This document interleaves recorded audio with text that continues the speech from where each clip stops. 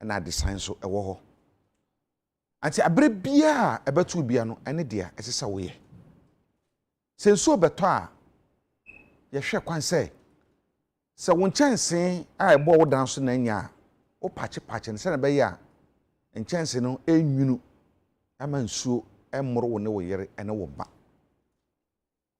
se wian so na bebo a de sesa wo ye e de bo obusu ho ban no wo ye eye nature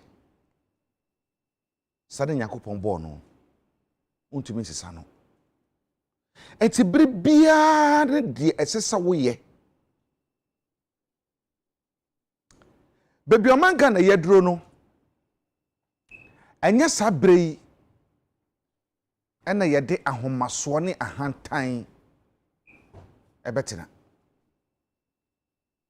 enye sabrei ena yede miniminim ebenanti enye sabrei ena yede pull him down ebenanti sabrei yehia nkabom yehia nyina beka ho abom say party A party B party C say ban say nya ban this is the time I see to be kabom say oman si anya ne saa ye ne beba ho so no na ntoma no we kurafa na atiti mu keten nti e kwase be paachi a enye ye bio the reality on the ground say say nyama nkoyi eya no kore ya nyintum last week bikasembi ne ma hodom yensa na nyakopon gina so de yebo ne kyan yi o de di kan say ye beji atum say ya yebone admission one that to so mienu say ye benu ye ho say ya yebone no repenting say ye be repent eno ye mienu de to so miensa eye bone fache anase bone sre say be sre so mfa ye bone nche yen enti eye 1 2 3 jomfum so tum se bone fache no jomfum so tum no na sre bone fache sane ma miensa no eno ne kambo mu a emma nyakopo hu ni say yes na so se wanya antum now so srebo de facha enye ye eye miensa ena kabom eye baako ento tumi ni baako mfiri mu nkase mienu ni nya adwuma no way enye lotto number see about admit said there's a problem no eye very very important de ye beba be kase ade no ba bi aduro no na yenim se be kone saa ba akon abanesa eti Ghana foi muma yenka mum mumfa nche ni hu okwa be fa so e betumi akoye anim as simple as ABCD everybody obi abeji atum say da be ade na ekọ no say si ade atum say de man koye enti no ahobrahye bi ye nyina nka mu ne enkoye anim hwe industries are folding up industries woma ye fridjuma sometimes eno na jona me ne obi di nkomo o se Kwabena woni biribi ade bia na meto ade bo akonnwom na meto no 35 cedis no and na meto no 100 cedis tio ade na me de bo akonnwom na meto 35 cedis and na meto no 100 cedis she say about 200% over 200% and I say 200% and not ton no be den raw materials are manufacturers a credit fee amanone ba no womo tumi twa duty ne boy den womo tumi twa duty so industries are folding up womo ye free dwuma no enkrofo dwuma no womo tumu ye tumi mobodin and that is a fact ye tumi mobodin niema ye organa ha na Ghana for ya ye use no esen omutumi nye because utilities water electricity taxes a good company baako obeko no taxes you say okay ni matum eno so meanwhile yan kure yan so ya ka say yema ye sika nka Ghana nti yem patronize made in Ghana goods ye be patronize no so no eno so to me because say cost of production no extremely high. Oman be na ye chichiri. Oman be na ye chichiri. De bia mbetana be ka asem bi na me ka ebia yen hwe nkwa chiri ye me say oman ne ye de ase Ghanafo se yen achechire oman na ahwo be chechire ma yen de so mo chechire ma yen so a wo mo chechire no se de ye pa no no on be chechire se de wo mo pe enti be wi ase no yen be yen koa na wo mo ayade hye Ifo nekra emuba Ghana. Ifo nekra sichiri. Ifo nekra mu, ifo nekra sichiri. Your concentration in akwa say, we know nekra. We know them. And as you see a dream more Ghana ha, you bet you a dream more, I'm a munadum pempe, me call baby, me call chira last week, and then I watch it. Real program and me call chira. Dr. Obeda Santi, nema miye mikobi. Na fruit juice bi afi Burkina Faso, ama me no mo ye no. Package no kra keke. Na me no okay, o se hwe, bunim. Baby a factory no wo no, baby a mango nkwa na wo ho. Aye pure mango a preservative bi anim. Me modin. Na so tia no na, ayi na wo mu no se wo so tia. Wo ti ni se boko. Within Seboko de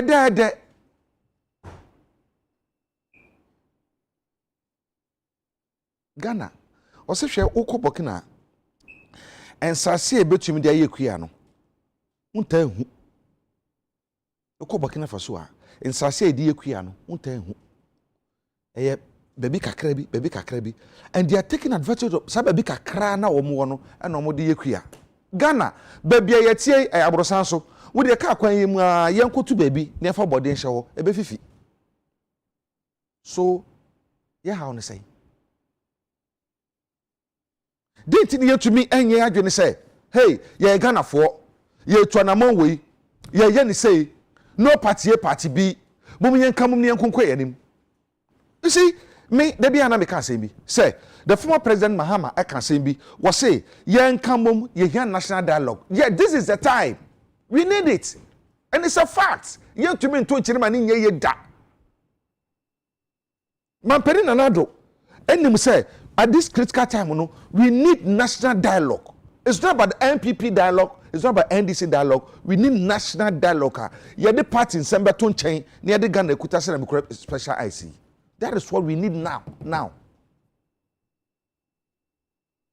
Now, Sir Kwabena say, "Mena mo abemu, enti dem pa na meye. Mena mo opposition, enti me so dem meka bia meka." It's a shame. It's a shame. Egu yenimu ase. Adwuma wura no mbese, de bia me da me bon pa ma mo se Nyankopon, onso makoma mu. It says adwuma wura no mu hunamane. Especially manufacturers, they need to pay their workers. So muchaka, choose my for kabribia. Omo confess can wahi. It says the production cost of production no. Aye so high say omo young bibia enye ye.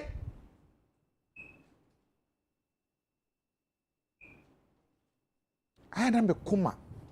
I am ya. And you say bia obi say ja kasa with passion. I need to do it because baby your money can kono.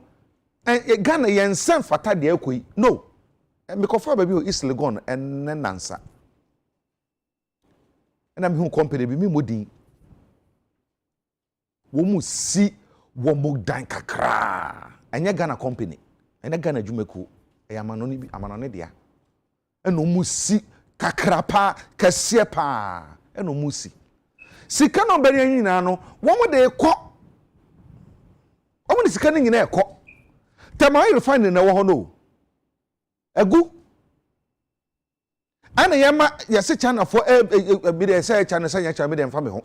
But ya dwumako bi ya ankrokwa dwumako bi say refinery. Sika no nya he for na de beko. Odbeko ni krom. sika $90 $90 Ghana hada me what am I refinery wo ho enye adwuma ye twen krofo ka busu mi bia why are you doing this to ourselves? I don't get it. Sometimes me wa na meti habe sie better ma oil refinery a ye dem ye ko me pani bi ni bi dim ko wo se ja wonim se Ghana ye adwene say ye to gold ye to bauxite diamond ye to ni nyina enchine nko akeke Ghana ye betum da hyekyere oman o se enchine keke yakopon aboye ma enchine wo ba bia ye betumi ama enchine ye betumi atunchine e da hyekyere oman Ghana entadenti yen ne sa yen prioritize ade we ne ye dey ko we specialize ya ne ye dey ko yen som so man yen produce more specialized yen fa bi nkwa no ne yen nyine concentration e wade ba ko so ne yen kwaye nim anenti yen nye sa wo ho ane yetete wo sa and the country is sinking oman ne mem oman no mem yen yintum be se ne ma hodo miensa yen yintum se yafom yenu ye ho ni yense bode fache sare mem yansa na se ya ebetumi akoye nim se yenye ne saa ye boada enye ye da enye ye aya na metete du baabi ambekasa na fe misuro se mbekasa but baabi aduro no we are in a critical time ahomaso beka there was a day bi me program na me say swallow your pride. Ahomaso no wo me yemene. Ni yemre ye ho ase. Esa se pani se ahobrase owe ewie nkunimdi. Me mamu nyina achi. Ye koba ebedi nkomo. Teacher unions miensa ate atua. Nti ye mahumesua eno so wo ho.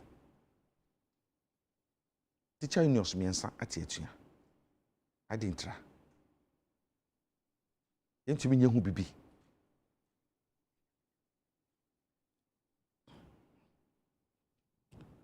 yentumi nye hu bibi yatena se ya labor minister bafo awua good morning wanabo bafo awua sunya na kira akwan no good morning yatena se ya maticha union yi ekọ strike afena so no mba bishia. And they are the best ministers we have. Anyway. Kwasi kwati kasama Minister of Education. Kwasi machi. Minya penny is a Kwabena mejoso. Bibi abokwa no pay. Yes, you made me. Pacho tamo so moye. Yehu adom yeho. Kwasi eba homesua me ko me so bibi am ko school chebi dumase. Class 1 to 3 me ko Anglican. Okay. And class 4 to 6 me ko Presby Primary. Okay. And I'm the bar Presby Middle. Enti me ko akurase school. Na minimu nia emfitiase ni menya ya me master teacher o kire made o class 1 your friend master O2. And teacher nya ko kire made o class 2. And class 3 I master buruku. Kwesi acho so many years back ba bika wo nyina teacher Felicia so kire made. Teacher Mpofo kire made. Teacher Ofosun so kire made. Wo nyina kire made sa.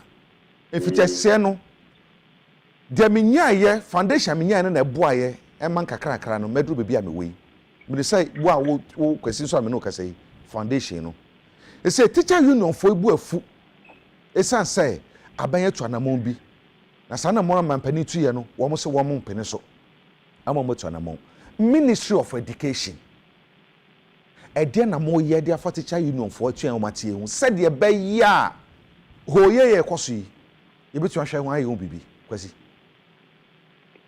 Minya penny is a Kwabena medase. Baby idea seme free yemede.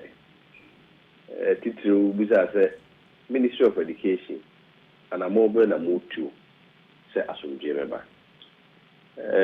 Doctor ya say bitum.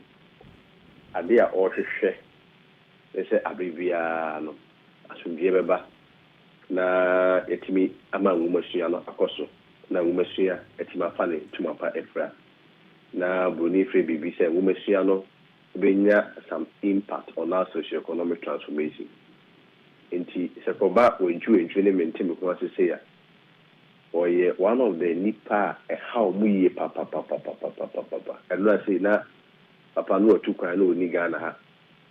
And no o make sure say a quaint beer or for so ya ba say at a for Kabumko meeting, even though na the deputy Reverend Tim Joe was ably represented on also yes a quaint beer on also member na what him abeka meeting no nankita mu na koso.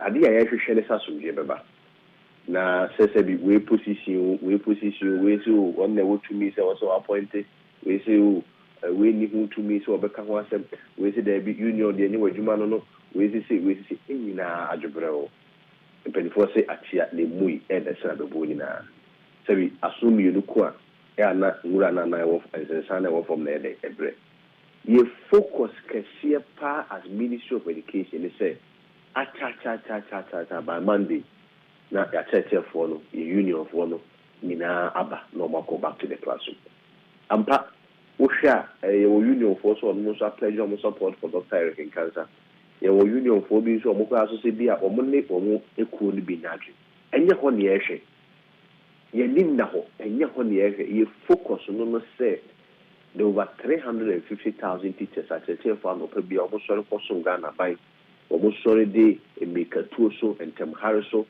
e de ani gie e de odo ekoye adwuma no ye behwe na omo akwadwuma e de na omo kasa ye na omo twetwe nkoma emra say ye hia wo under the behest of the Ministry of Employment and Labor Relations.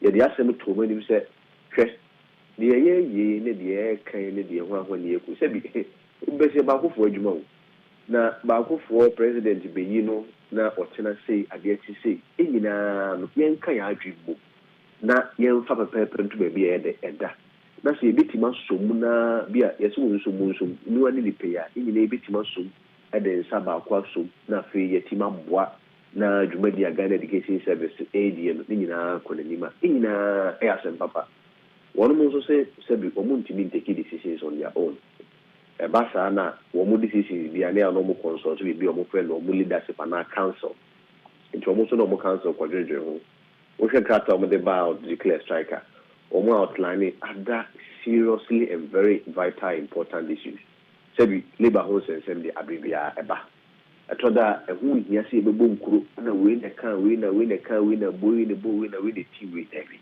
adwobrɛwo na no Minister for Education ura Dr. said which was what to the nurses so employment for so bottom nurses so na ajafa na we say ye to no ye tie kura se no asem kase ye bana se bi krom pani ana se krom ho he se bi me freedom na wusu be di akoso what to the nurses so asem no ye ntwum bebreu na afi ye head the way forward.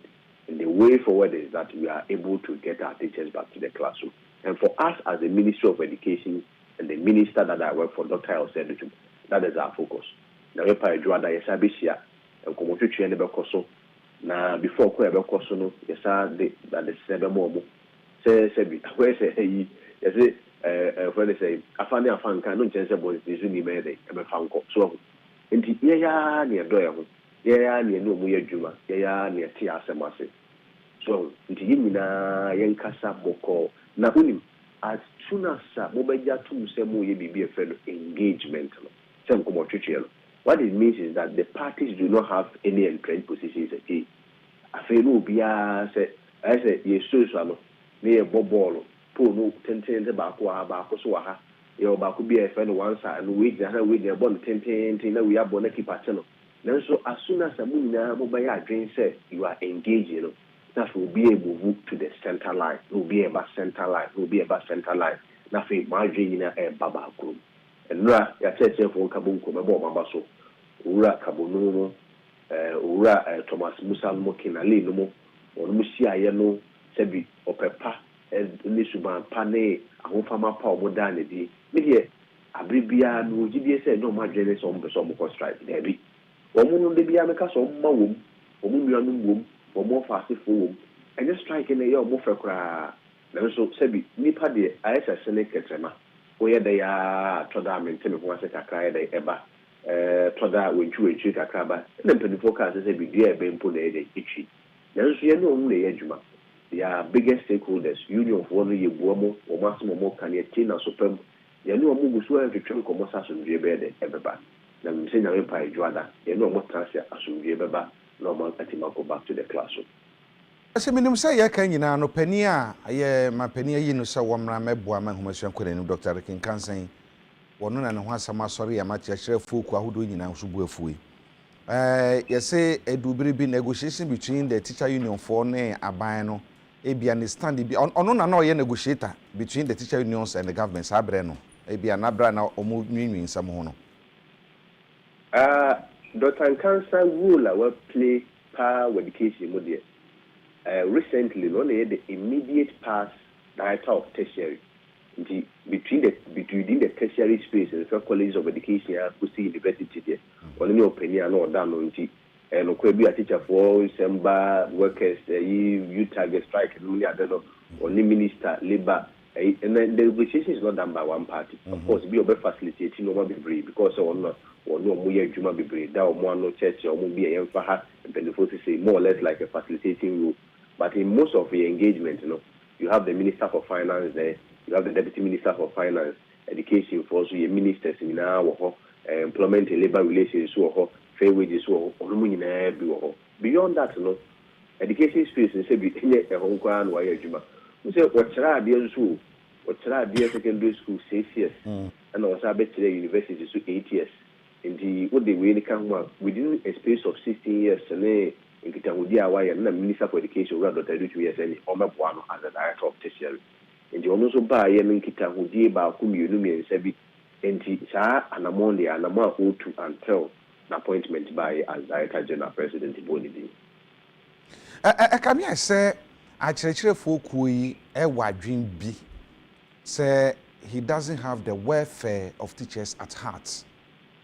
Entina ebi omutu sana monanye kwezi idia CSR ya sana ebinum susu ayampa Eja Kwabena. Yes sir. Obi a young man sabi when ya kwenya so osum ne mai. Actually there dipa chade o secondary school fees ya. Akwotira there o university in Nwotwe. Wa koye banking and finance kakra ye de ye mu bi de ye wodi say Agya from now no more can you and who cash flow challenges. She can call you buffer stop who will you create such as a day. You will say a nipa for what's our educational history, coupled with finance and a day. And Kasa rule no dear could be to me and no money to my be. So, send now the Indian table for Abase, one more Sabra no war or yet director of any station, no monkey can with you on your Munya area, the Obaniso, or would they Osebo ever pledges or more support. Now, no Indian Parliamentary Select Committee. I mean, this is a bipartisan committee, both NDC and MP. Come in and say, what you might be a would do or tertiary within the education space, and let's say it's never support too. Now, Sebi, we are young man now, President, Amma Konya Sefasum, what church for the Ghana Maya, both teaching and non teaching staff. Here then, I say, one more as and now Akomaso. So, unless, of course, they say we are done to be the Ana, why any ABI in the best as so we can say, Adia President to both these now, and you need Yasona, Yakasan, and Yao Hakanas, Adia, and Hunya. Now, Penia, one only life in now compare all his career, about 16 years has been within the education space. Only 6 years is within the finance and the banking space. And who can say because of the bank for us, and you have no way of doing so. The Kobasa says for Padia, you might open the auto as yes, I think. Oh, you might owe Juma 16 plus 6. Now, also, I can get a cell phone on the be own pom welfare. They are not so no Munji and I say teaching space in our own pen. Then they go as I do be blind. Media, would you say, but the force will be in situ day, a matwa. And the forces will need some way that they need now. On one and could be to be in answer, and also, you share the working history. And a and a number of talk a club to Ministry of Education, 1 year, they are President Juno Cassania or somewhere. Media question the bit Maka said, you would say, Openino, a church for no Assem and Danacomaso.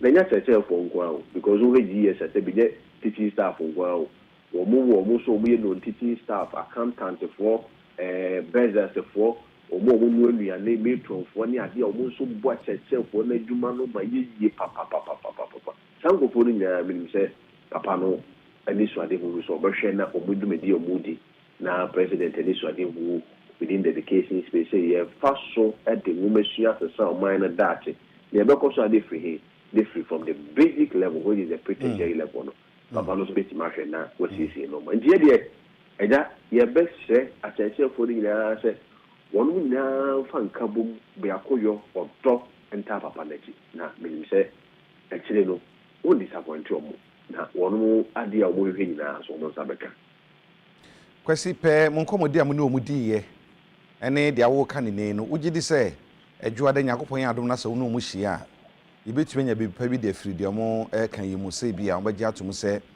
we ni gina so ntia yempe opani antiahye bi beba ama me eya na nkwada no ho mahwa ne hiame enche ya yanyi ni de se ne enche ye ba spy na mo wo ma eba no ana na hiame pa ugidi se abreshim bi ho se nyakopon adom adwuada eba yi ye becha sempa bi Agya Kwabena mechiwe kwasi kwati obi ka tell me say openi nje kabo no strike ko na ye ne da one day strike na ye ne da minyi ntumuda obi ka tell me say papa Kenali ana se wura na efere Thomas Musa wo hwe na apeso no ono de ni wiase oba yi nyina ade ye ne fe ene se obi declare strike e de atete aban no e de atete ministry e de atete Ghana Education Service minyi nida ehunu se omo de omo asem e de omo akoma so na omo ka na asem wo ka na odi buomu akrokro ahobrasie mu na odi na trase na maka na asuna sa opani ubeto nsakra afro bi se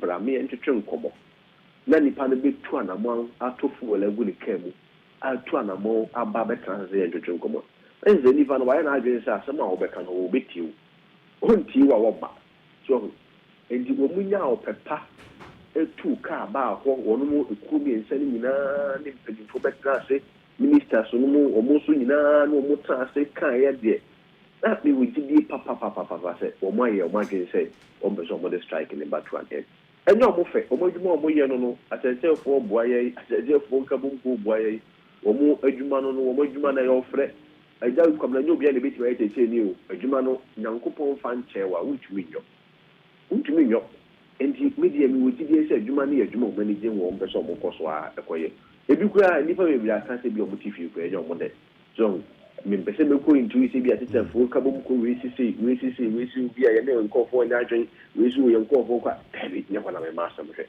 be bia me ni hweke se pa ye se media wonra wono mu posturing and one more kasa no more trances no one na mo tu ye nyina tutu omo na ba ho se ma pila mo de abaye de koto ya council ani mo no me wuji de pa se wo mo Monday e betimi ayi okay kwesa no pe beda ase ye beba mo abobo ano na se yakopon ya adom a adwuada be de besi bia no so no ya ma ya hwefa tin ya beda ase na no pe pa eja no so beda ase openi kasa yi eye kwesi kwate ono kasa ede maso ya ehwe humasua so na Frank Jechi wono nso ye ka coalition of consent teachers ya odi mu akotini pa Frank Machi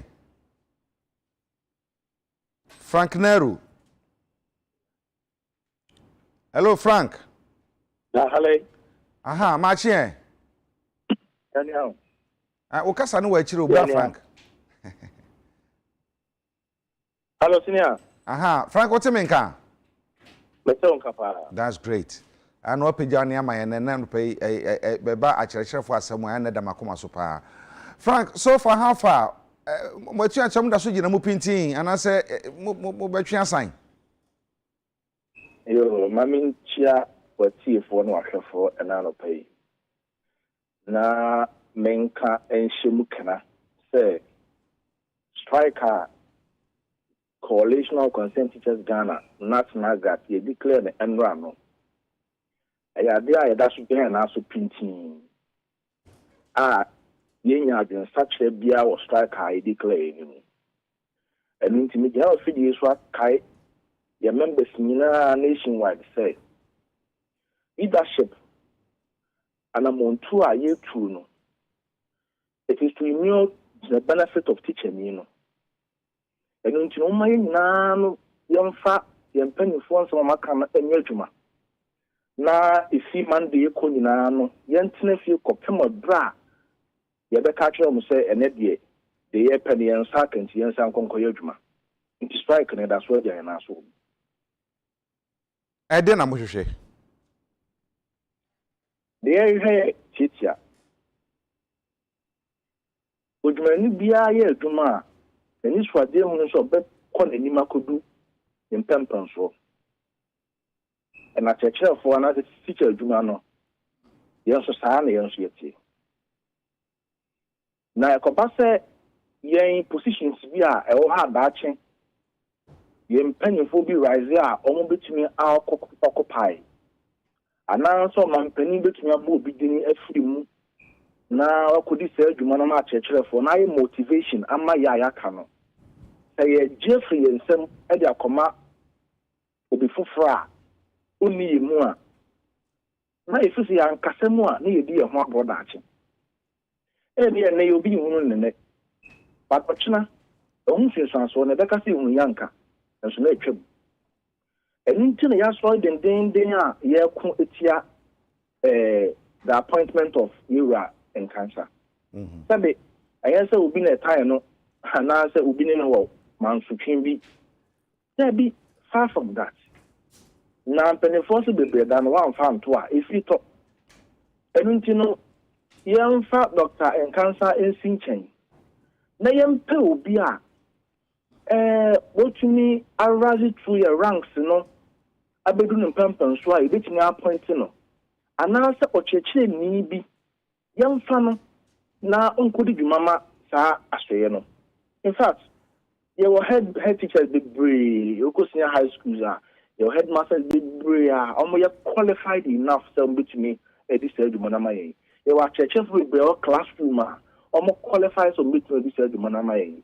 Yɛwɔ bi wɔ ha wɔn university a wɔyɛ lecturers a directors of education nipa bebree wɔ hɔ nom a sɛ ɔmampanin hwehwɛ obi sɛ ɔbɛbɛda saa asɔeɛ no a wobɛnya obi na ɔbɛda asɔeɛ no nti ɛba ne sɛ na yɛkɔti saa nipa wei nyinaa na yɛakɔfa obi a sɛ bi ebi ɛbɛka sɛ party ba bi na ɔde na babɛhyɛ saa position no ɛwɔ berɛ a ɔnni suahunu ɛwɔ saa asɔeɛ hɔ yɛde no ho a yɛnti aseɛ Frank ma me ma hwɛ nkansa no nto so bɛfiri hɔ no ɛnyɛ adeɛ a strike a yɛdeclare no ɛnɛ no yɛsesa yɛ adwene anaa yɛsakyera wɔ Frank ma me mi sa ɔsɛn bi ɔmampɛn da Jake for time one of the best regional ministers ɛnyɛ na ɔman atifi mantam mu ɛyɛ onunyanfoɔ Ekubo Debra na onfi north sabra so na yɛ yendi ntɔkwa no gyina mu tintintintintintin ɔbɔ adwuma papa sabre no ɔnyɛ nɔdna onfi hɔ onunyanfoɔ afote agbo yɛde kɔ voter regional minister wɔbɔ adwuma pa onfi voter region ɛno ti no onipa na adwuma obetumi ayɛ no ɛno na ɛsɛ sɛ yɛhwɛ anaasɛ eku ofiri mu mantem ofiri mu enimdeɛ nkorabata ofiri mu no ɛno na yɛbsɛ di gyina so de hwɛ sɛ asɛm sɛ betumi adwuma no anaasɛ ontumi nyɛ minya yɛn ɛnyɛ mantem a papa no firi mu na yɛhwɛ ɛnyɛ tribal ofiri mu na yɛhwɛ saa position we no sɛbe ɛnyɛ regional minister position ɛnyɛ ministerial appointment we yɛde ama obi sɛ sɛbe yɛwura na po opoko prempe obeye education minister no sena onye educationist but utumi heye na dwuma you understand ye hwe obi a ono no obeye implement policies no ewo GS for no mo a on say nye obi a onim de nya obi a onim de ewo sa area ni mu na wotumi aba occupy aye adwuma no yi obi a obeti atwetwe for brofo ase this one say he is one of our own nti so kora na ka udin din komo bi afa atwetwe for eniama yehia yen ye famu ni a ye mpenten kwa obeti ase esan say wo fu bi pen wa famu pen minia atwetwe for ye bre papa no Ghana ha sei ye bre na it is high time I will say sorry na you fight for your right.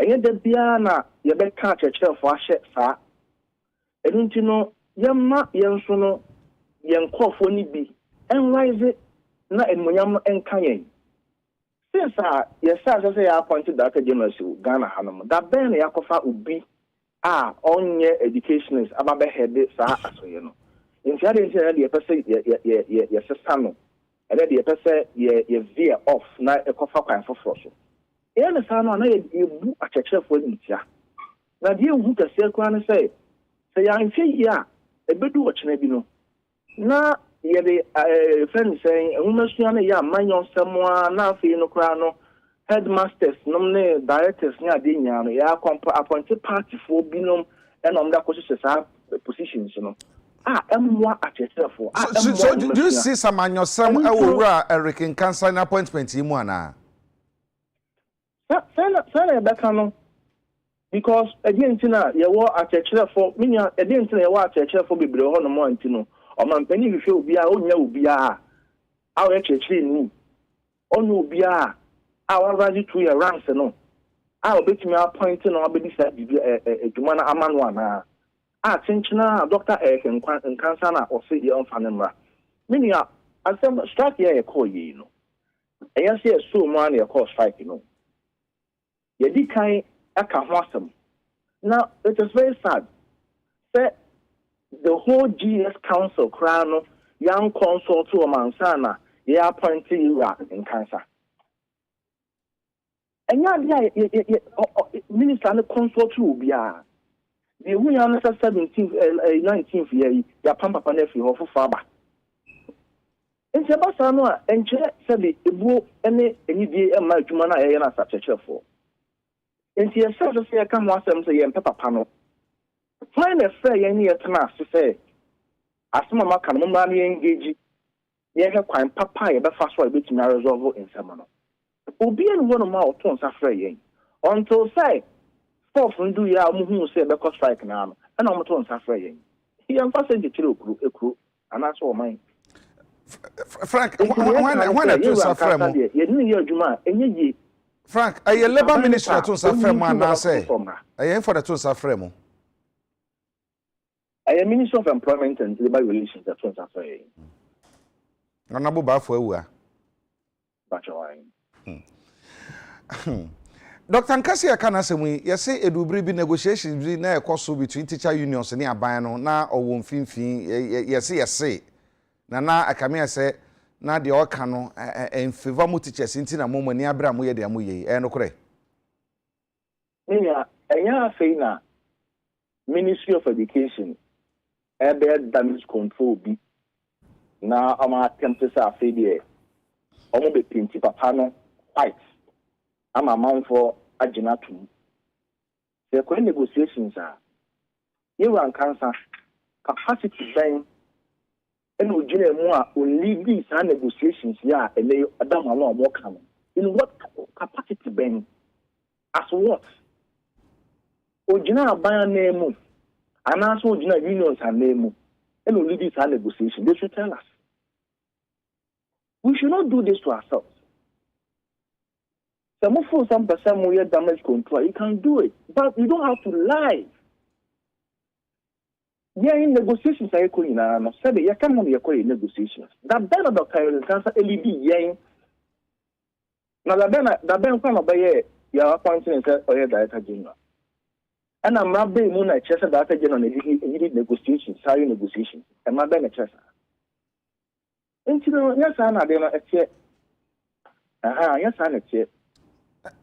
But yeah, kwase kwatin say Monday mu no mbehia Ministry of Education and Labor Unions achirchefo koyi and Ministry of Labor and one eka ka nyina behia mato adwene anye bia what exactly are you expecting on that day dwada bay say e be free aban ho aba yakoba say bia de amohwa bon sanka ye be ne say alright kwase wotemenka menso nka you na me say yene kwasi kwati ndi nkomo kwasi se nyakopon adomo a dwada be mo sen hia adwobre na mo hwehwe ana me bisa se mo hia adwoda no a ede na mo hwe kwan se mo betie afi aban ho na say the amo hwe akwansam but the man tia what's the way forward yo I won't say you know me shy no ye de ensem ba ko mienu mi ensa na to omanimu that year I declare no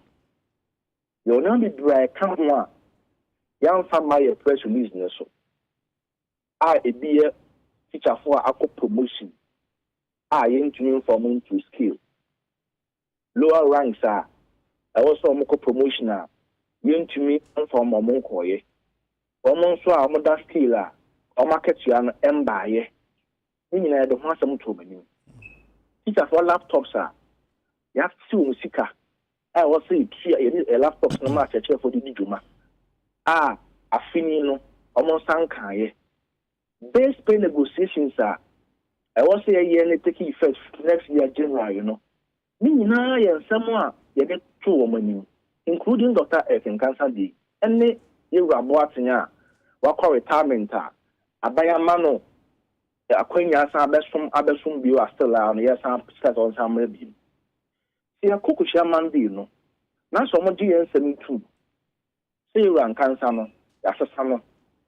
Negotiations be sha se teacher for hon sama ye Kenya e ba da ja tumi aya ma cheche fo a mini a di ntina e wo se ye kasa ye nkonko ye di eduma sabe eduma ni akati afata no ye eduma nso hu nya ye en sa ye eduma ni didi ntinye se na ye fe se ye ko strike ana afia ko demonstration etia obi ye nya bibi ntia ban ni mo ye ya di adabo a cheche ni no no nso no ahe han no a okunya class was or chadia obetuma deliver ye eno ni ade a yehwehwe enti endo da na ye kwa kwahyiom ne de e da kwa kwahyiom se de hyiom eno ano na emom no ye sra ban se omo hwe na ye niam a de ato manim no omo be ya ma ye na pepe ni asomdwe etunya bayi eno ana yehwehwe okay franka no pay da se ye be san ba ho bio afidwa da ekọ da se papa na no pay Opene ni kase ni din Frank Jeche ono no ye deputy communication officer na se director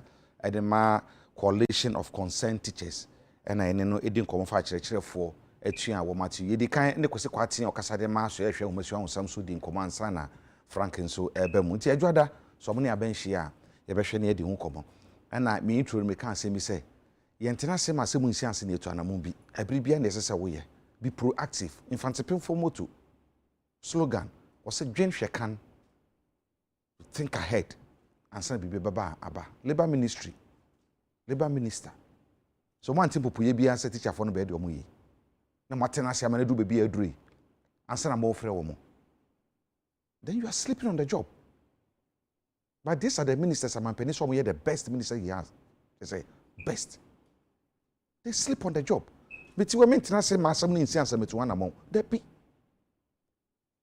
nti be sia na ye ba ene ye sika sam to tue ye be kan wasam pa sanse asem hia ye nya ne tie se demonstrations bi so koso as could be preku I quite remember those days could be preku no mankobi na so mi hu de koso nti ene be hwese then could be preku when na do dan kwakufu adro ene panyifo bi e ka bo mu ye no ene sese could be preku no who be the macho when and able to me at the nsem nti ye be kan wasam britie mu na ya ba na ani sika sam wasam ne ya ba kan sanse bi man sika sam eko no ye nya ne tie se 2023 budget ne kura no presentation no e be delay enu susu aso ben ne be nya sika sam to ye so anya bi sika no po ye obi ne budget de afa ho na ye budget no so sika ne ko fa ho ne de aye IMF negotiation no e ko sen finance minister say no dom kase om na hye bedwam ayo no ane party for say ye mpani bio no eno so no nsunsuanso be na enya ewo womu aye amanonefo a aye investor confidence gidi omo wo yise kase mu no so betumo dom dwetira be wura Ghana ha no finance minister na ono ane party for say omo mpeno no no da so ye finance minister no nsunsuanso be na enya o yise kasam totoye so anase or can yes, or can say me. I know the prince among your voice and I can bear me there. Was it or down na or yen from the ABS about Mexico some bigina. And see, and also and then young share, consider the orcan also.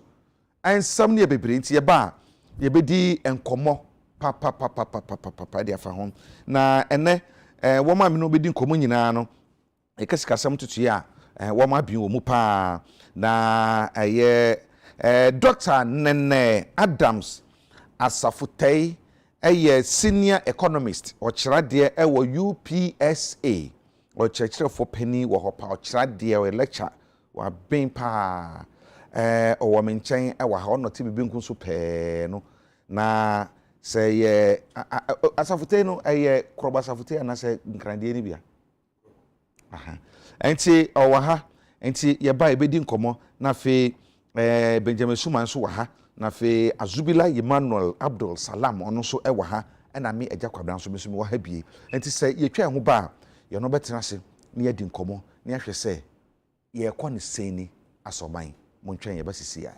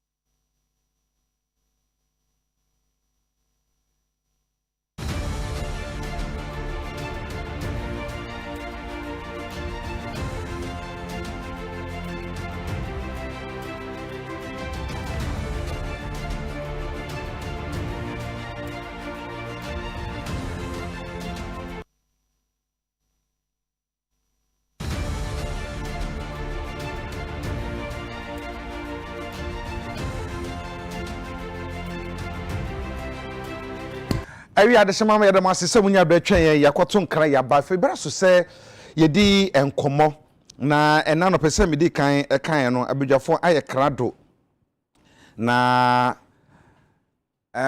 ye beka se kasam tutuye se de si ko sanse dollar na ye se price ye se 13 wo hu se 13 13 wo hu aha ti sa na yesiye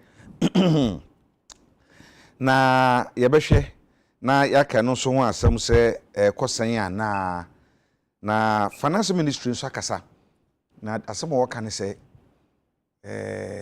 minister no wakasa president okasa na wotwe ya mu na mu se na wotwe wi ya no odi nkomo bi na ne komodi ye no yebehwe bi nya voice na ya bona yetie asem finance minister ne kan ye but at the back of that no oye adwuma bi ansa na obeye sa adwuma no oye IMF negotiations no ono ne party fo bi by ka say no they don't like him because akame say ne ya moman se kasam ekofom ne ya ma ban ne mugu ase e ma hu sam sore na eye about 80 majority members of parliament and they say 95 afei according to sources no aye official say eye majority in parliament and they say woman peno until from 80 95 and then to 200 and 137 or 138 no woman nyina say ono one party for so woman peno man peni afre munyama ne n'adwuma no oyebuye no the budget ne ban na sefo wi then the amaka no ma hwese betuma hu bibia na ebinum ka say wow ebinum se say no kure ono de ne sa akoka oye nkwan no yenim nchine do de agum nse so bi fufuro me ya ebia na wakọ ade mo nchine na aduane nchine akotwam nti enya na mane ye n'adwuma ebi so kyese da bi de oba no onka nkwan ne hwe ohu nchine do ewo mu a obetumi de nchine fufuro aka ma nkwan ade de spices bi so de wo ne bia no no de wo no enti yebeka no so wansam ne afi ya hwe majority leader kyese wan hwe ya afi budget no ebe delay presentation of budget no ebe delay eno se ba ne sa ensunsu so ben e na enya o mani sikasam so adenti na be delay na IMF no kra no aye wo no na ye ni won mu edin sa wo so no aso ye the program bi akoto manim say this is our program ye pese ye enti mo hwana mongade ye wo ho ana se bibia sa ni ho ana se ekosen according to sources no bibia sa ni ho ebinu so chese bibi sa wo ho enti enhu ye beka no so ho asem na fi ya hwe. How far is our economic strength as our mind? This is kasam na hoode no ejina he. Ye hwe yanimu a adepa bi wo yanim anase eni yanim. Enti ena no pay abedwafo a me no bedi nkomo eye se me di kan ye no me wo nenne Dr. Nenne Adams Asafutei ewo fie ha oye senior economist ewo UPSA ewo Ghana ha Biura Kwaba Agya bibia boko I'd like your top. Thank you very much, sir. My fan of paper papa Thank you. I pan bi mama wati No problem. Bati and the benku so penso eye Azubila Emmanuel Abdul Salam oye executive secretary and the man anchoring democracy advocacy movement Ghana. Mucha nti awose say Adams GH. Bibi aboko. Yemi adom yewe. E de radia se. Ena minifaso so eye Benjamin Esuman oye executive director Sordel Ghana. Enye san mo frɛ no. Sir. Bibi aboko. Nyame adom. But mo njosa ntinde ebeko komipreko. Okay. You have a demonstration. Boko demonstration. Ufi abako wo. Okay. You have a tramasha kokon. Me da se. Omen sana hene yewura kano foriata. Amanfo se yempe no started from some time bi minority na start ye. E kan wansa wansa papa no da bi niam anko yenyinu ene yete hwa na ebedu baby a majority 80 95 afi akoy majority decision say they don't like him. Ken must go. Man penisa wantena se. No nye na dwuma nwie enu baby ansa na wadi nkomo bi moma yetie ne nkomo no ye ba ye nkomo hwehwe ne be start Just to assure you that you have a finance minister who has gone through all the pains and aches, and nobody can really come and say you don't understand what we are doing. The question is, what resources do we have, and how are we going to deploy them in the nation that we have? And how do you stand firm in very difficult circumstances, but being very confident that the nation is purposed for greatness, and you are blessed to have the opportunity to lead where we are going.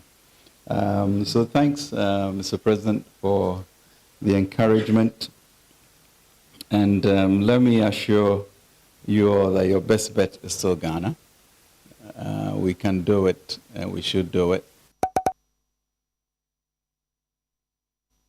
You know, be I see the pain and yaudie mufanchemi any atenka e woni mu no e bia nipa bi nte ase na edu sabre a esa de ayeye no obia de oye no obi befo se wonim de awoye anase yenim de ayeye yenim de ayeye pa na ebre mu aye den no ene so ugina pitin gina wonan so eye de sesa wo ye e de bo man no da mampani asese mampani e hye ni nkuran amana ye nadwuma samba kai a oman se na hene ebra oni sentwofo di nkomo ene ebisa se papa yese resign o say so resign a na kwakwa se wakwada ne ho se agya a ahokyere bere mu no wagya ne ma ho ekoma benti no wagya na gya ne ma na ekom de wo nti yagya kanofori ata so okwa ekoma de ne ma ganafo oka ye no na majority nkasa ai majority abekasa sisi eno no sabe ya no se onyi ano pese bo se de onamu no yaudie ne atinka one opinion wo sie ne ma hodo nyina no amanfo onim opinion no fa yield results bi anase and in far results bi ema ye bedi san komuna no pay papa enti yanhwe na mame chance mfamfiri so na se ye beka teacher for ne de na ye ka teacher for ne de nkakra bi afi ye ba na ye de onra kanufura ta de no asoso nti ben mame chance mfiri so teacher union fo yi etu anamon bi se nipa no bode na ba no wo mompe wo mo pe obi a oye omo de a they want their own and omo nipa more than qualified to handle that position.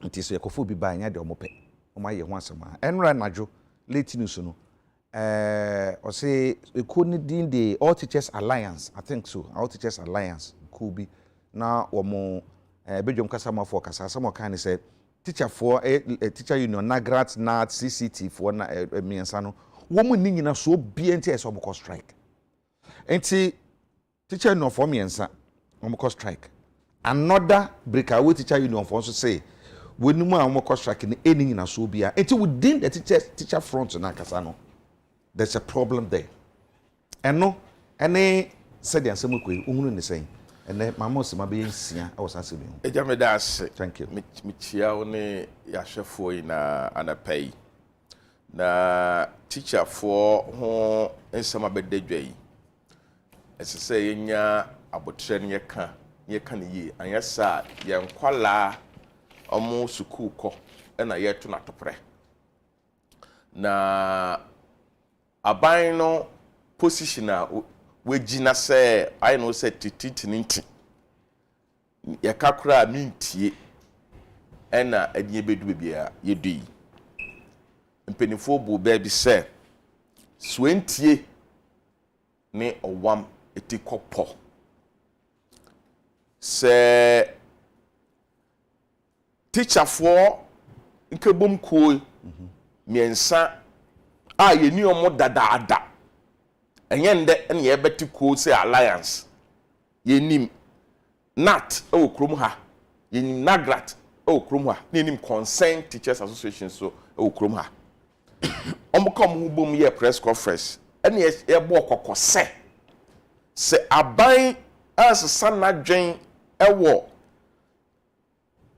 director general ye yin foforo yi ho a omo beko strike eno mo share eda se ebedu saa da no sa aban ansa na dwen beko strike aban ya ho hwe aban amfa teachers fo yi se momda ne entrance ne bobo nsem ho ne emfa yiye ntu yiye aban tenase ehwehwe han emada no ebedu ye eye endra fidei omoko strike pe na minister of employment enye minister of education o minister of employment from se momra na entrance ne enka asem na bi kasa me bi sane se omo eye press conference ka say ye be ko strike sa da we se man ye nia ye hwehwe no a ye be ko strike no na minister of education no we hello Kwabena nyesi no me fa so mbombo bia say president eni edutwum minister for education endra endra honorable Vincent Eko Asefua say na onim no na ekasama afoma minister for education abana napo eye minister no and oye member of parliament for Tafo Prankro no or in some way etuja endra e wo social media or say teacher unions embark on strike no say when you have an ill-conceived, selfish and baseless recommendation emanating from the Ministry of Education, say Ministry of Education krata or trekoma presidency no ill-conceived say yan dream am kwetire selfish as a minister now or trek krata no koma president say yi director general nedi near from brano minister of education or a selfish person kumunya ebio or say and business recommendation now or the comma president say enyi so kasa krata no trek koma president say so na yi director general nedi na yefofo from brano eni ngina so onye professor Opukwa Mankwaya edi na yemfa unie ya Eric Nkansen embrei ase eni ngina so ekwasefo na eka no MPP member of parliament Tafo Prankro no owie ose our democracy is growing Matthias here as a member of the education committee of parliament the recommendation from the Ministry of Education to the presidency is not only untenable but also unreasonable and backward. Or say, krata no honorable editum ono ni nua on net parliament, member of parliament, editum say member of parliament. Say editum te ha na bia na Vincent as a first tier. Or say the recommendation no ono as a member of the education committee or the parliament no. Or when he say it's untenable. I say what the two say nua eto. Eningina so it's untenable. What is that? What do you cry? Won't tiase? It's unreasonable. Nyan say nim. Kratana honorable editum Minister of Education try come president. Ama yegina so yi director general nedi no. Nyan say nim. And it is backward. A trick Ghana. Yen kan kono. A trick ko e chire. E dia kopie 1964. Ana 1970. Nya Vincent Sefreka no. I say backward in Toronto as member of parliament. Our Sanso education committee no. Or jina teacher for nechi say omo position no taken correct. Na we osha. Say bobo chichi finsuase be catch down say dan cheme wa ye jina chinde. Say no any opinion. Na no nyina so de kan sa ne sen. Minister of Education eyobi a no so no wakwadere hu masua mu ene ayemu. Enti bi ohun ade ba ko menu miensa bi no gina so kan say ebia as the minister no, he was the deputy minister then, as minister no, this is my plans for the Ministry of Education. Na nipa weni bituma boa me ama ma executive plan no ama homesuo no tumi gina team am hwehwe nie. So the team no akwa mampani is it not honorable Sefo Yiwa no say the character not try come president say to relieve an educationist at the helm of affairs from his post and bring in an alien to the industry. An alien ye obia ofiama none obia onfra yemu obia onkatimamufuo ho obi a onim yabakwasem onim senya sibo ye bra o say Dr. Nkanse akofa na bay oye alien sana o MP for Tafon Prankron no o ka kire Minister for Education na okofa alien akoka kire president say onfa alien no be director of education na obua education na say education na ototo no ayampia Nkanse oba Ministry of Education hoyi no ye honorable editum deputy minister or ye personal assistant or ye ne bua for and then 4 years odi deputy minister obey minister 2 years pepe ne bua for no enyi abedu pempenso say e member the director general of education Kwabena o kokolebu na obekọ kolebu no doctor or shot adokolebu doctor for esu no onye doctor no etiche ni a Kwabena obepene se doctor for na e wonom no ya mpa awuyem okay o bo obi din se obi na din krata bi babonten ye Vincent Asefua na din sam no e babonten nya na homa no so yemisa ne se obetumi clarify sam a wo kan na Asefua machi onya mejo so okay wona de sankrata ne bae wo twere go Facebook wall say BBC wo na twere mame pa kunye so na menchia what for na me imagine sasa adu me nka ho so so when you have people in the studios who want to put a spin and as it were do a certain kind of mischief. Now you are propelled to set the record straight. For Christ's sake, I am a member of Parliament. For Christ's sake, Ministry of Education, as a public relations officer. For Christ's sake, the Ministry of Education and the Ghana Education Service has a history.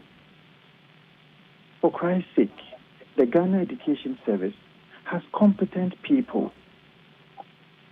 Already the 17th October 2022 letter 1, which emanated from the presidency. And as I said, I am speaking because the autistic Yohono is making, as it were, is putting a spin on the matter, and I'm not happy about it.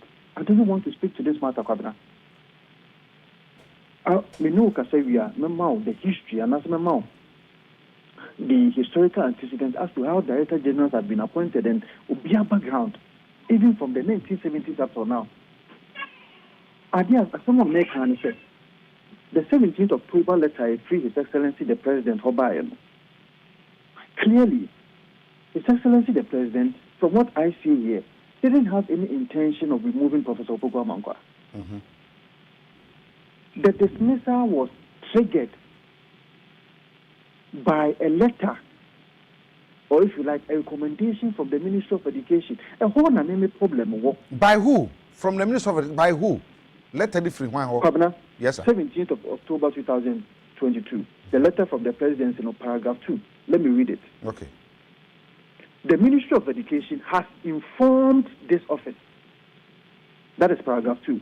The Ministry of Education has informed this office that the exigencies that required your skills and expertise as Director General of the Ghana Education Service do not exist any longer. This is what the letter says, paragraph 2. And so clearly, this is a man who superintended over the implementation of the almighty free SHS. This is a man who at the time there was no issue or there was no precedent as to how free SHS is done. Superintended over the success story, which gave every communicator and every party member something to say during the 2020 election. And clearly the 2020 election was hugely dependent on free SHS and education. Now, if I am being told, as an education committee member and as a former PRO of the ministry, that this man is no more having the skill set, but rather you bring in a banker and you are saying that, what? And we can't say, we can't speak truth to power. So all that I'm saying is that, yes, Obiawo akonya so obetre na adwene de. But in these circumstances, it is my opinion, me my opinion no. The Ministry of Education erred in giving such a recommendation. The Ministry of Education, and I repeat, erred in giving such a recommendation that the man whose skill set, who has been trained, who is a professor in education, the skill set is not any relevant, that is of no use to the Ghana Education Service. Rather a banker. Why? Vincent, no, Kwabena, hold on. You know that you're basa. And as I said, I didn't I have declined every media engagement about it because I felt I have made my point. This is okay. But if anybody want to put a spin on the matter, I think say let a few Minister of Education a common penny or paragraph 2 now can you know. I know says Bibia could demand penny wa or boy chile question say there are some senators of being saying at the abano as was next year and so between a man with two. And see if truly say man penny Nanya Carter a free Minister of Education. Yes, no, I agree. One of my church, Martin and Kakanka from the days of old. And you know I'm speaking to you, TV, because of the respect I have for you, producers and all that. Sure. Maybe the NSA. Hardly would I see any letter emanating from the presidency dismissing or approving anybody, giving such reasons. Say, ministry in a state. Well, we have a lot of ministries which ministers were changed. We have Ministry of Lands, Ministry of Water and Housing, the gas and sewage. Various women that CEOs, nobody have changed them. Nobody have recommended their skill set is not good. We have Ministry of Energy, we have Ministry of Railway, and agencies, no be energy man. That is why I'm saying that any attack or any attempt for anybody to micromanage agencies in the ministry or at the ministry is wrong. I did a course I hear him, as I said, I speculations because of the brain, TB course I hear him more. Vincent, you know, I can't out to which I can be to American say any attempt to micromanage agencies at the ministry should be resisted. Because one Kwabena, who is a journalist, Ghana Journalists Association. Are you saying, say, me Vincent, I'm a journalist, no? Maybe now say, and I say, me catch him for say, I'm on as president of Ghana GJR. Who Kwabena be order? Who was Obama? What skill set do I have to lead Ghana Journalists Association? So I'm saying that the recommendation is wrong. Forget about the president. It's not about the president matter. It's not really a presidency issue. Vincent, but for now you say recommendation. If the recommendation had not yes, a recommendation. What recommend it? We should say, but the Majin Chiraba.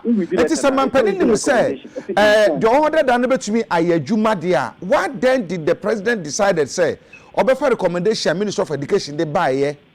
It since say, the some call me business as I know. Since say, Ebema, the order done the Juma. Some will make a throne. Me, the ambassador can make a, and I'm a catcher said. Said Honorable Minister of Education or your colleague in Parliament. Said me, yeah, dear, nine, now, but to and also, yeah, then I'm feeling my opinion. I can also say it. I'm saying that in these circumstances, he erred by such a recommendation. I don't know what's the problem about it. So I am from Soda, and I'm penning as I am from Swo. I mean, maybe when we are WhatsApp, when I'll come WhatsApp. If I show, they make an say. As somebody who is a professor in education, where you superintend over the implementation of the Ghana Education Service, no one making sure say implementation of free SHS is successful for that 4 years. Is that the kind of recommendation you give on such a person? It is wrong. Kwabena Mawie. This is Kabisa Bakuna Kwako. Last one. Mr. Abrantia, Mrs. With the Seminiak until the last one. What's we want our church now? I be able to lead me. Last one, I can be Sanaka. Cry me home watching. Meton can't watch it. So what you mean? The other chairman and no now me. Let me be say. Are you looking at the competency of Dr. Rigbotin? Say he's not competent to handle that position, and I say, Bibi Ofriba no, and I will give the same moi. And also so men cancer. Dr. Eric, let me be sir. No, media no. Meaning cancer, no media. I'm just saying that. Why is it that other agencies and other ministries where ministers were changed, all people have been, or almost everybody has been maintained? My point is that if there's an attack by anybody who wants to wield so much power to micromanage agencies, it is wrong. We should speak power, truth to power. That's all I'm saying. We are building a nation. Let's not allow people to manage things at their own whims and caprices. It is not right. This nation belongs to we the youth. We should be able to protect it.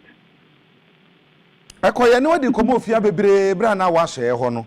Na wo hwe teacher union fo nso nkrata wo no ba bonten na kamia ye se omanya adwen bi se e bia doctor enkansa nana muntu bi wo bra e bia no mo ha obi wo ho mo ka wasem no se de ye ni ye bi no ama am favor teachers ni ntia no ntino mo ye bibi etisa anya bia wo hunu se sa na tie o dia no not for no mo sun kom mo so na Kwabena adwuma wo wachire me pa wo pese wo de me to ase pa Kwabena se do be se okoye no ma bi untine se me twoma wo ba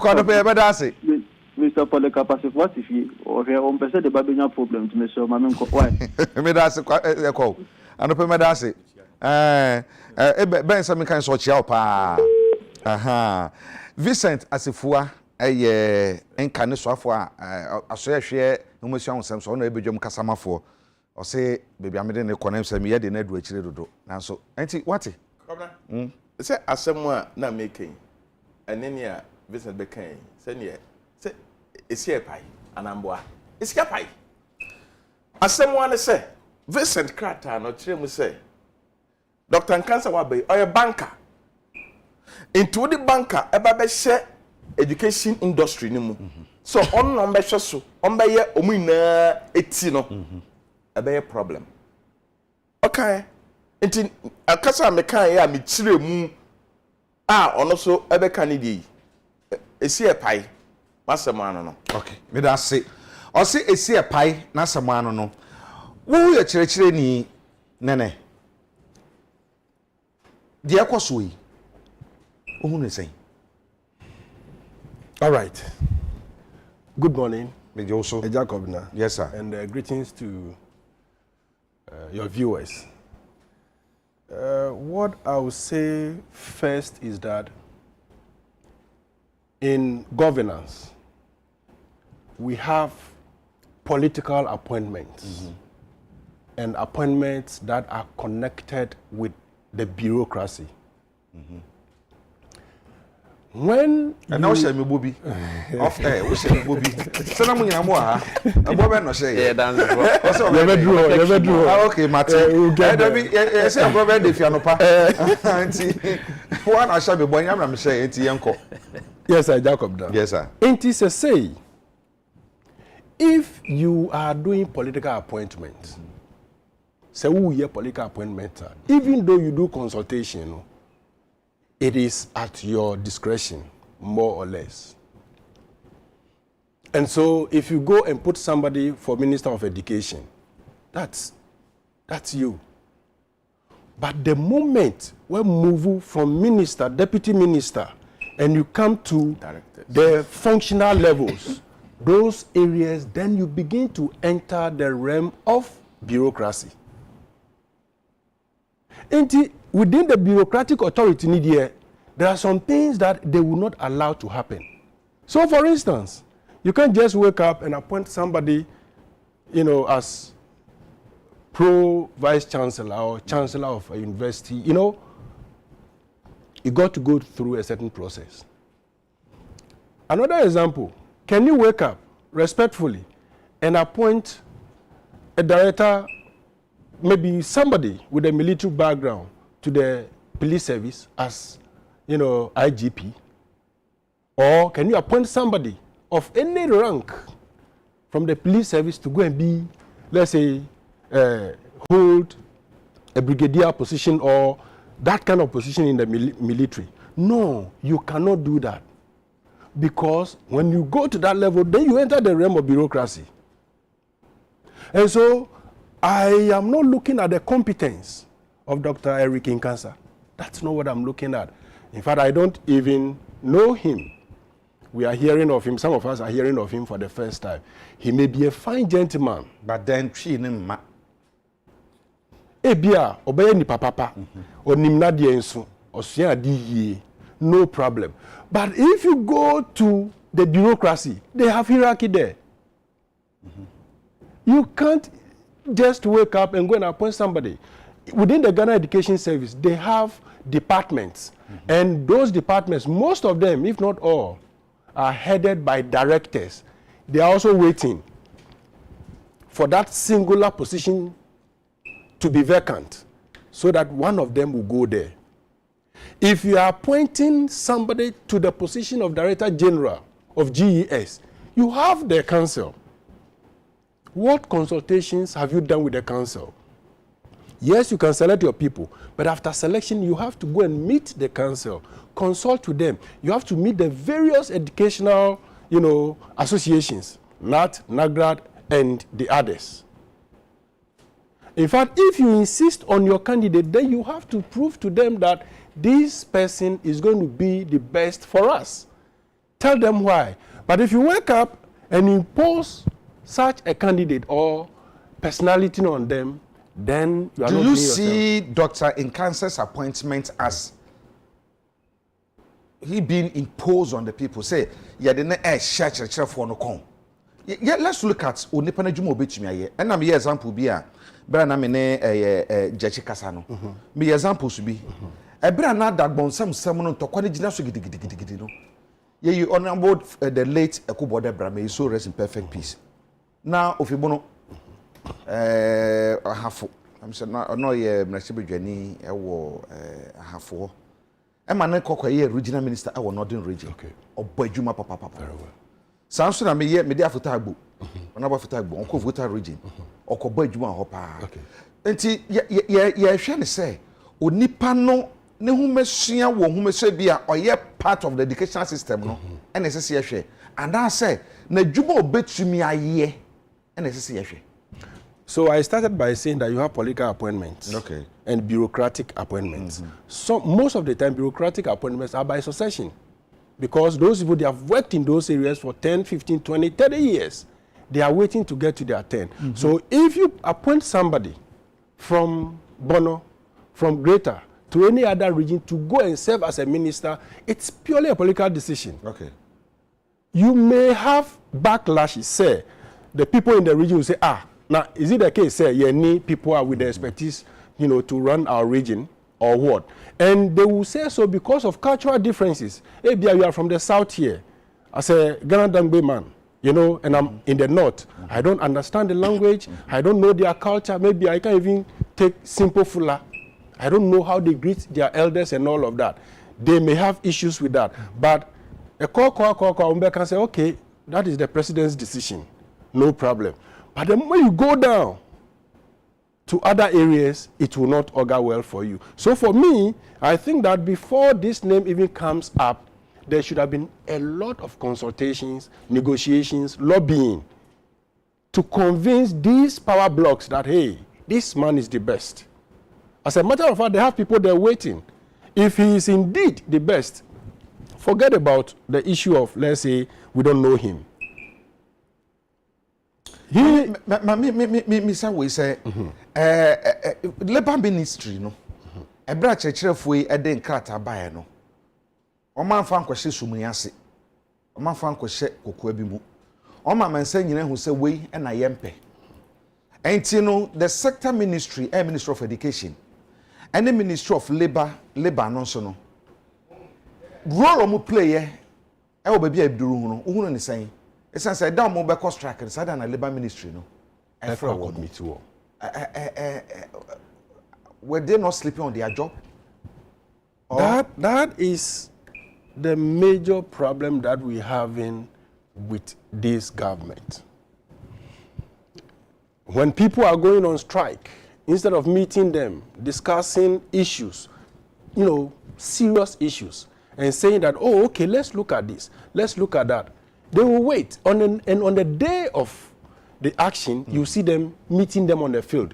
Today, or the day that they say they are going on strike, that is the day that you are calling them for a meeting. What's the intention? You want them to call it off, and then you dilly die with them a week, 2 weeks, hoping that the matter will go away?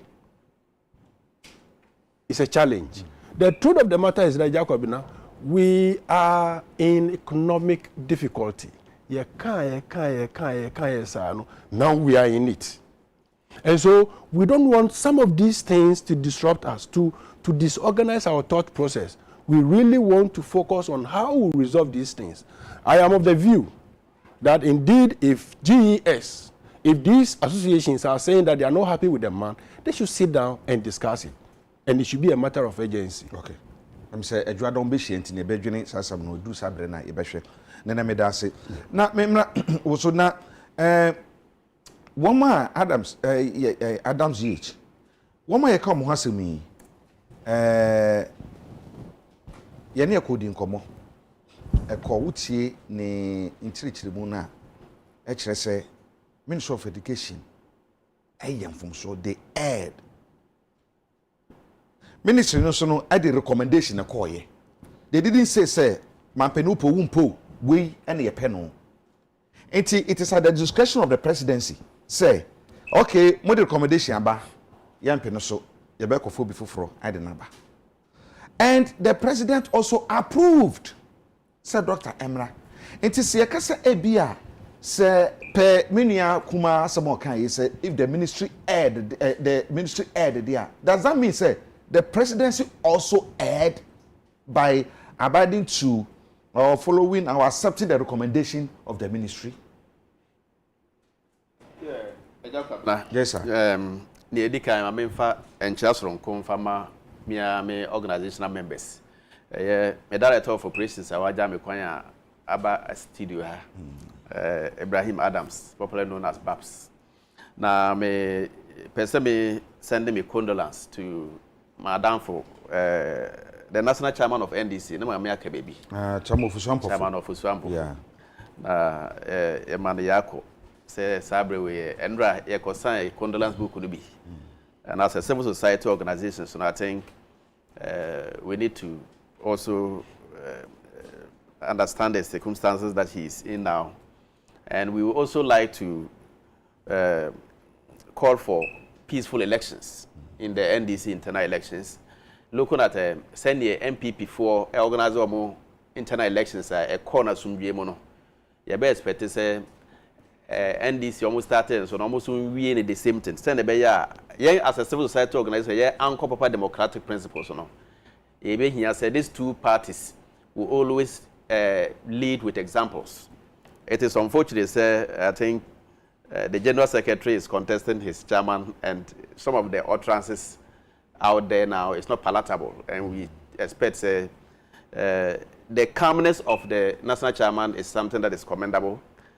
He should not just be throwing jabs, he should respect the position that he's occupying as a national chairman. And at the end of the day, we see a peaceful election as MPP conducted. So the Ghana democracy will be what we are expecting it. Now, send the Obista question already for say the ministers aired and now say the president aired. No, person me shall see the free your group no your coalition started and tokwa bi ana efa Ghana nyumayefo eyedie ho. Now your major problem say you face here send your union leaders any encronfa more pretend say more represent Ghana nyumayefo akonave with government fight for the interest of workers in this country. Name the interest of their pontors or an answer abaya otisono near SEO education directorate to honor any different from the fight and a fight. This is not the first time I interfere in appointment or the election of union leaders. Or my year ama afe to say union penny phone in our Ghana hano or my capture one.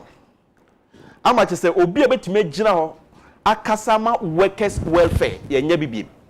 I don't know kasa. Now wa woni TUC boss Dr. Yao we wa woni ye no mo ntokwa. She say utimi hu say workers are the most vulnerable now. We share 15% cola mo dem from that time up to now. Share cost of living allowance no. Are double almost times 10. What is obi kasa? They are talking about 2023 budget. What is a union for a kasa even how much should be workers salary increment in 2023? Also my edin. Agya Kwabena say wife eya ba adwuma. This time one should you be catch so one resign. Because sika o de be fa camp kwa adwuma no edin. And the government keep on interfering in the appointment of labor union leaders and I say workers, or more representing workers for a very long time. This thing that is happening, FNC Ghana Education Directorate, just one of the norms. And Nyama ACC FNC Abanwemu. Now, me Emma Niji say teachers and I say Ghana Education Service for no. Etumi agina ho edomona si o se mempene emma sa sisi we nkoso chese na do kokan so obi ye doctor ne akofa ne se ombeye efe say head of Ghana Journalists Association. What is the knowledge base? Now obi say recommendation I say obi ahead. It's not about a deliberate attempt By who? By the Ministry of Education and Government. Because there was a consultation between the ministry and a teacher form and son appoint to be and these people about Bontebeka say he's not one of us. And normal economy a way of getting people who can compromise against the welfare of workers, including teachers. Now workers are finding it very difficult to even take transport to work throughout the month. They catch you say, oh yeah, by juma ne. Na se ukita car na so one park car no. Na utumi twi car kwa juma eba every month you are corrupt. I will say this thing without even mean to say. So we are by juma ni na se ne wetumi drive car out of fuel. Utumi nya emphatic statements. I say obi o ho a oye na juma na oye no doesn't mean say oye juma foforo. How do you know so npa ye juma foforo? Okay, and I make can say obi eye abena so wonye sika mfiri bebia na se wo se na ketua na yetua ye ka no from controller no na se wo de be fa car ana se wo de be tofu elagu ni car mu akọ adwuma ba through adamanta say ye bisa no lot of why do you say so? Do you know the salary of people? Do you know how they manage their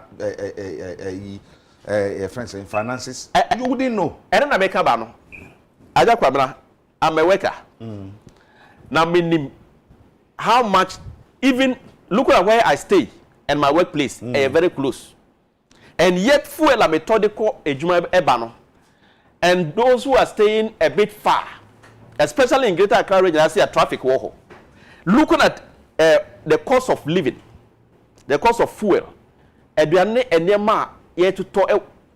you cannot survive. Workers are the most vulnerable. Yes. I want to assist Agya sika samono enye but say betumi aka say bia obi eya benjamin no to fogu ni kemu a na oye corrupt na se for no hono me na wonya adwene esan say wonimu obi ebia me yama me ebia 2000 a month 2000 a month no me no kwa me fa no so me manage me niama ebia me ka me use no ebia o use tundra and me so me use tiku until your consumption will be different from mine.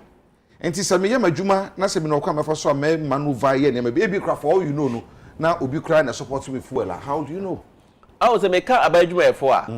I mean I'm not including the article 71 office where mo de omunka ye group na ye ka no.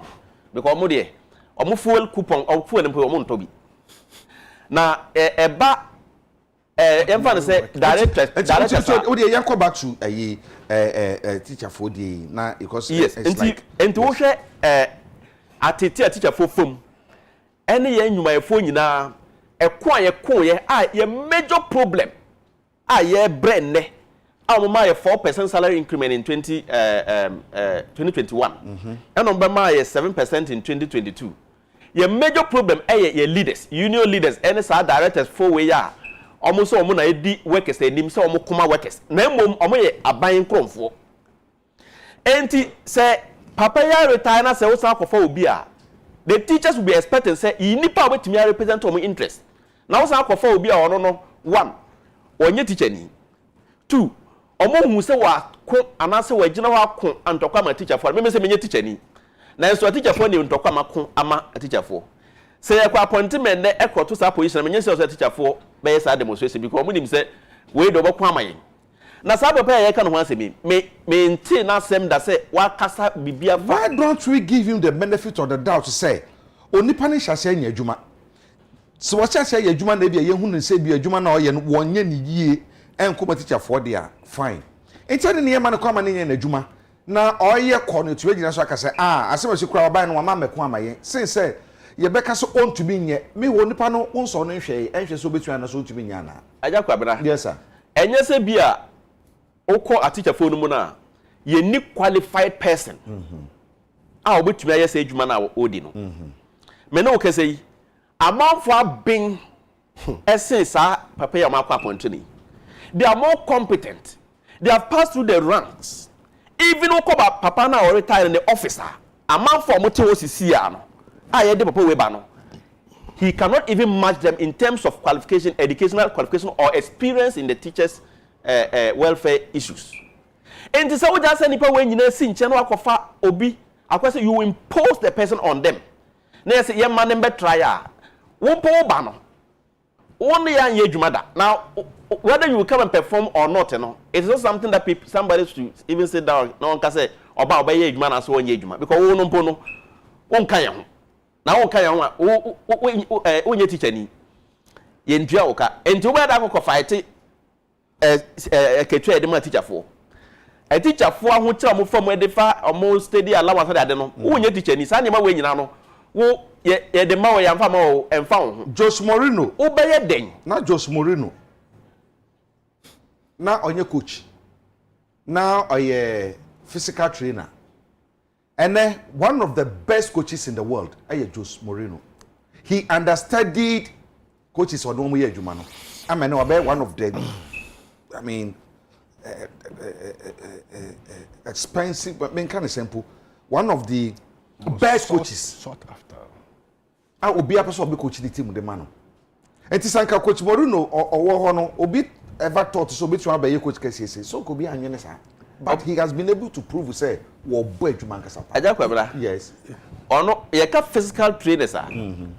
Any football trainer. And so say, and share that nurse.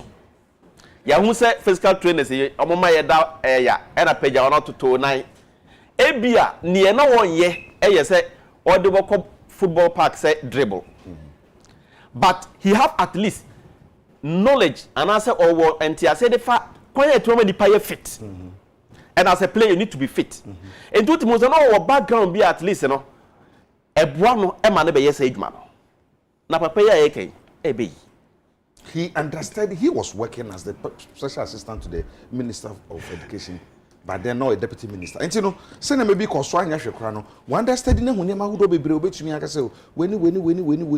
Agya Kwabena me ka se bia nka obeka say na o understand director of education na o retire no. Na minister de me meti we menye teacher ni. O nye teacher ni. Agya Kwabena say na do appoint we see as Minister of Education na say okoye dwa na ofa me say me meye o assistant ene kire say me o knowledge esen a teacher for na say omo represent teacher no we first special assistant e de ma minister of education na ministry ho no e de no mo ye e de fa teacher for welfare omo de policies e na omo implement na de ade na edwuma na nka say teacher ni nipa wetima akogina aka say a teacher for bre tem bia no you speak the language of teachers instead of the language of government. Minister not speaking the language of government. And to Timu who say, so far as the teachers' welfare are concerned, no, Papa we have no idea about teachers' welfare. And I think say a teacher for no I am very alert. Okay. Now I'm on fast the way in Yagro because these are some of the things I bet the welfare of teachers any salary increment I'm for 4% of the adeno.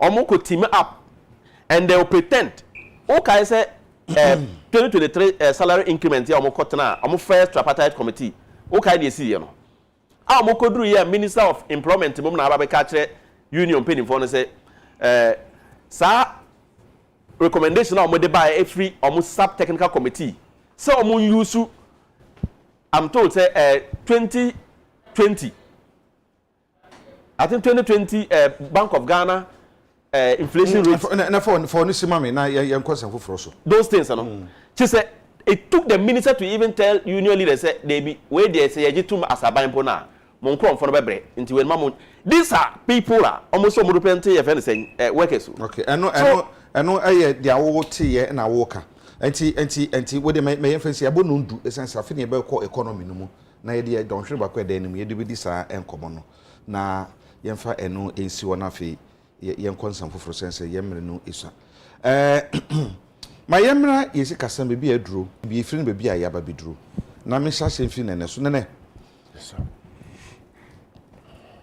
am se kasam tutu ye ho asam empopoye ba ya se bibia ne ma ekono yanhwe ye be ha adwene and the government also said say o man se kasam no nobody o say no bagawaya mo bia ye mo hye no finance minister kan ekwaje bond by bond ye kwaje by ye ho party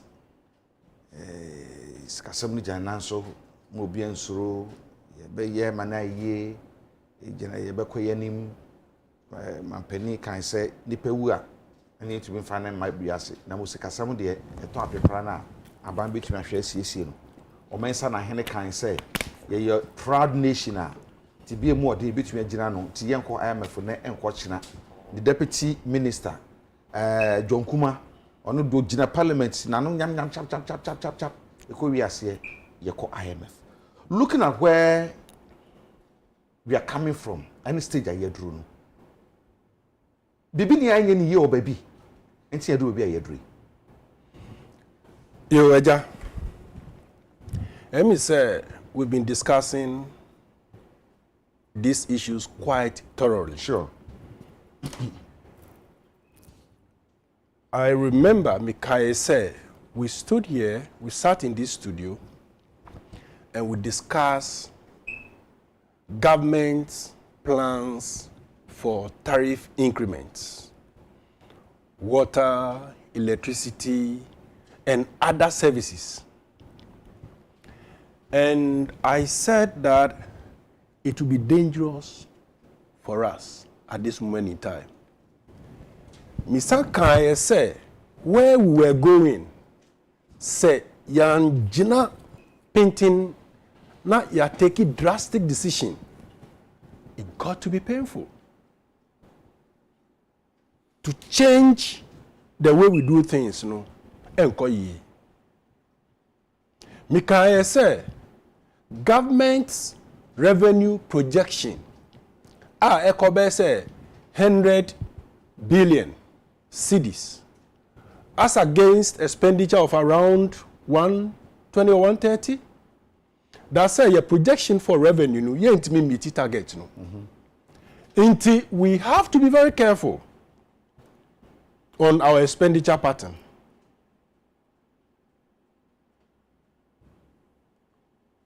I said that we have borrowed too much. It's fundamental fact.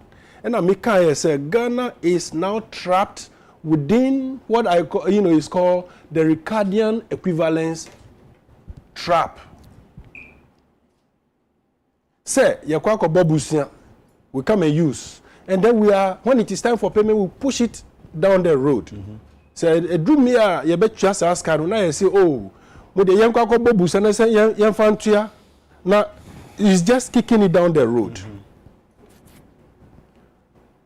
I said, this is to say, we are on our way to a currency collapse. And when your currency collapses, it means that your economy has collapsed. We have said all these things. Yebibi found. Do something about it. Nansu, we will not listen to anybody. At this moment in time, let me seize this opportunity to say kudos to the majority side in Parliament. Honorable Apia Kubi and his team for coming out to say that the finance minister must go. Sometimes I don't understand how we think about political positions, because the position that you are holding is so you do something for the betterment of the people, the citizenry. Inti se uko ho na ebia you can't do the things that you're supposed to do. There's nothing wrong with it. You're going to pull out and let someone else come and try. So were you expecting the minister to pull out? We were here minister? when Kwesi Kwarteng was appointed as Chancellor UK. After 38 days, he was asked to go by just taking of one singular decision. And then a few days later, the Prime Minister herself also had to go. Some moral it is about ability. What you know say any no difference. Say there be. I must accept you said Kwabena, I don't think so. I don't think so. It's about the direction of the system, the country. What systems you put in place? What are the expectations? What do you expect of people that you put in places? Right now, we said the other time that you wake up one morning, buy bread at a certain price. In the evening, it will move to another price. We are there. Emma, we still playing around. I don't know what level it will get to. So as we speak now, the state of our economy is that bad. And we all know the story. What do? They say finance minister must go. I think that the problem is a lot more deeper than just the finance minister going. Indeed and in truth, if the minister goes and another person is appointed as minister, and he takes the position of running the economy, and the things that we do, we continue to do them, he will never succeed. And that is, Nyama ben ya toso aya, untumi succeed. Them have been so mine. Sir, these things we've spoken about them. A lot of things. Right now we projected a certain revenue. As at mid-year, if you look at since presentation, we've done just around 30 billion out of around 60 billion 50 billion half year. Yet our expenditure goes beyond even the projected. Into a lot of things we are not doing right. So right now, the hardships, the difficulty, the challenges that people are facing in the economy, it doesn't need any talks anymore. It needs action. If there is anything that I would say, and in all honesty, if you look at His Excellency John Dramani Mahama's presentation and the recommendations that he put forward, if we start to pick them one after the other and work on them, we'll be getting somewhere. He said we should go with 65 ministers, right? Yes. See, we were here and we said we should run the country with 23 ministers. If you take the district assemblies, that is the MMDEs out, because that one requires a different type of treatment where you say, let us elect them. When we elect them, then we do what we're trying to do. If you take them out and you leave the full, government machinery, that is the ministries, you will see that it is around the same number. So let's wake up and start working today. Because if we don't do that, and we're hoping that an IMF bailout will solve any problem, I'm telling you, it won't. All that the IMF bailout is going to do is to pay for the debt that we are unable to pay for, we will not be able to pay for us to pay tomorrow. But the basic fundamentals in the system still remains. It is a serious matter, Agya Kwabena. If we continue to spend the way we are spending, if we continue to just do things the way we are doing, if we don't wake up and understand that we are in crisis, it will not augur well for us. And I will say this to you. Nkrumah left us with a 7-year development plan that today anybody can pick and read and try to implement it. Fast forward, Jerry John Rawlings left us Vision 2020. The document is there. You can read it, you can pick things from it and implement them. Beyond that, there is an enhanced version. What did His Excellency Nana Addo Dankwa Akufo-Addo and his team are leaving us? What are they leaving us? They are leaving us with Ejapa. Ejapa, a document that is planning on how to capture the various sectors of the economy. That is unacceptable. And so if we are talking here and we are saying do this, do that, sometimes it feels like a waste of, if you like, energy. Doc, once someone can me picking them about me and send you. Now, I'm about some of the now, men call a bench, so Mr. Ben, Ben. Now, I can't somehow do be sending my back with me and say, counting a year baby a year. Now, should be a way. Finance Minister said, ya name a opinion was seen, who been tiasia. Sankabetias, I won't say, or down was 1 year or 2 years. 18 the Jumano, or yet. What did he say, baby? A year drew no. Finance Minister, I said, Baba. And that's what did he say? Say negotiation, or go so the day. I didn't young man in Juma, we are. Na fe dia mampani beka na waka ana hu ni say won o hono kra no ebema investor confidence akofam hu ni say ono na so ye adwuma no hu ni say esiso kofie yo Jacob na me da ase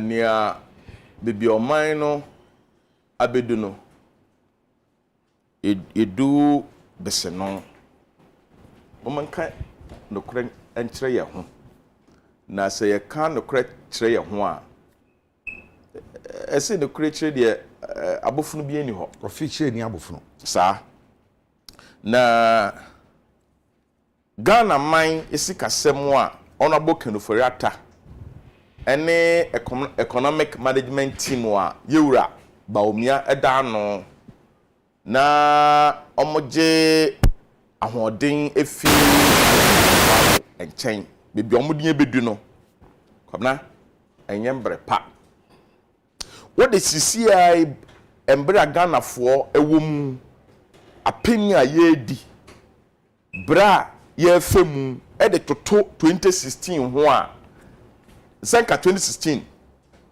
e fanfala minuka say data banker eye finance minister on one company in the bank e de betu dwa say inflation for this month e de call December no inflation buka could do 42%. She say inflation e buy September ye di ye adwuma ye twen next week statistical service e de October de e ba betu ye nim no e say ye 37.9 me no e kasa ende memenda next week statistical service betu dwa e bedu 40 obede hu some for my Kwabena ese me no kodwom dokunu a nanka June yeai ye to 3 cedi no and there 4 cedi. Wow. Dokunu a 2016 na Nekufo-Addo gina a PCA so ka say dokunu kwa na ne boy den isi ya dokunu 1 cedi isi ya June ni ato dokunu 3 cedi and there 4 cedi ewon kan ha enti inflation ye wom sisie no esro na ekọ na onim eye se omo aye to ade ne yabọ mu etimu pose ye kwakọ bu Ghana fo afaso ɔman sikasɛm a kanufurata ɔsɛ wabrɛ na ɔyɛ adwuma a na adwuma ɔyɛ no wantu ne yie nti ɛna ma ɔman sikasɛm abɔ fam a ama inflation ɛkɔ soro. It's a global pandemic. We are saying na nyama bo nkɔ soro. Meda se we are seeing na nyama bo akɔ soro. Esan sɛ yɛ say Russia ne Ukraine for ɛkɔ ntɔkɔ anamboa. Nso mo kun so ampa. Yɛ da se. Hwɛ. Enti Russia na supply we are suffering na oil no na gas no. Odi mu akɔtene pa. Enti sɛ Russia ɛkɔ ntɔkɔ na de sanctions ato no so a oil no a efi Russia ɛsɛ ɛkɔ amanano ne ntumi nkɔ na me yɛ saa mewa. Enti na ma oil price na kɔ soro. Me no ka say Russia that so supply oil. Emma China, India, many other countries, South Africa cry, eto ni oil kesiye dodo na efi Russia. What am I gonna say? Russia echo Ukraine 24th February na koye. Na crude oil price we yase oil now the price na $97 $97.13 per barrel. March and a hurry equal 117. June equal 122. Kwabena, a one like President Joe Biden equal catch America for say, Mumma ye release your strategic reserves. America for year no more 2 years no. Ye been pay. Now my oil price number from. Make a first chance per August now about $100 per barrel. September busumi ye 2 months ago now 89. October busumi now 92. Russia echo Ukraine now 97. October now 92. 97 92 the enewa emotion. Enti oil price now what we are no is a swat from 97 to 92. Enti what tell me say all Russia call Ukraine and we are say crude oil price akosoro nti Ghana for year to oil e fuel station abode a na Nigeria so na saying it say now $97 per barrel this year about 92 nti I said no bonus ko fam ha e ka say no bonus ko fam a entimi ko fam e san so mani sika sem a ya to no aprade nti omani sika sem a ya san nti e na oman no e say oil price akosoro e wo krom ha this week ya to fuel mu ya to oil mu ko petrol ni ya to mu prenu e bin si da say 1 week ye beto oil mu mprenu ya to mu amasisi ano a bar a liter 1 liter okobu liter to say a beer bottle no 1 liter no okobu 1 liter of diesel ne buo no ye 23 cedis no e do so say minimum wage wo krom ha say aban edwumani a ye ntua na kakra no okọ edwuma di aban mark no 1 day no diesel ne bo no eso say ni aban dia mark edwumani na wo sore free aka na yere ne mba akọ edwuma esasa ne cha be fie no e bi si da o Ghana abakwase mu say a liter beer bottle the size no o dey top fuel no eno ne bo no eso say ni aban di tua as minimum wage e bi si da and she is bu krom ha aban ete ha ahwehan crude oil a free 97 February $97 e be $92 and so Ghana ha fuel e bo fiti January e be si November busumi akosoro this week especially this week akosoro over 300%. 300%.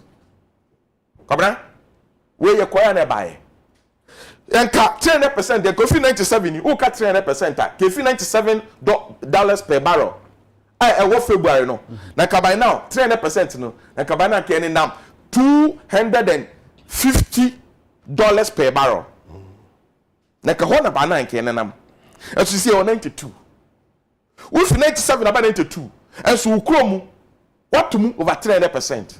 You can carry we say umuni wotiko apo ontiase wotiko apa into ontiase enti bra ma brega na homeda men dani ade sa Piccadilly kasa no enya na ebe solve problem no so me yehu de ha no na mu enti so wanka obere na won say bi ono 24 baby you say wabom na kire wadol usu uye efuo nia ondoba ye na be fie efuo mu odi abefie no na be kyesa uko efuo mu ndo ya na wando uso wa bre uko efuo mu so wa bre uko efuo o ba ya na se etwabredu ye kotwa weburo ketue na uso de bia usori a o ha agin se uko efuo mu uko efuo ko ye da okoda de eduma na uko ne forata wa ye o ye eduma bia mama kan cho ye aban ewo tumi se otumi etwitwa ne ho na oma ne sikasem esie osese ne sikasem na ne ekoyie amagana fo etuni atede sisi e Ghana aman telefonata so wabre Ghana ya bobusia wo amanone edwom ya bujiwe busia ya jiwe busia maje wo so busia enti no be bom nchese mmom sia moso mmom busia biom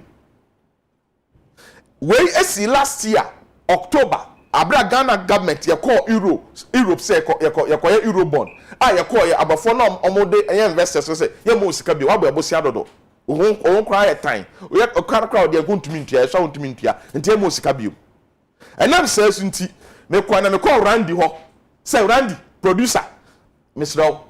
Me hia abosia Randy so ma me sa ene sa dia me kwa IMF na makoko je 3 billion awa IMF wo aba to me sika futuo mu enti me ko IMF wo wi a na makọ cameraman na ogina ha na say cameraman so me sika wo me futuo mu say me why dem pa enti ma me bosia enti ye ko IMF akọkọ je IMF wo sika ama ye why ye den ama yakosa ko bosia biom nya kenefurata pese o ya no ni say sunti fitik ebra kenefurata be ye finance minister January, February, March ya approve no 2017. Ebe si ende.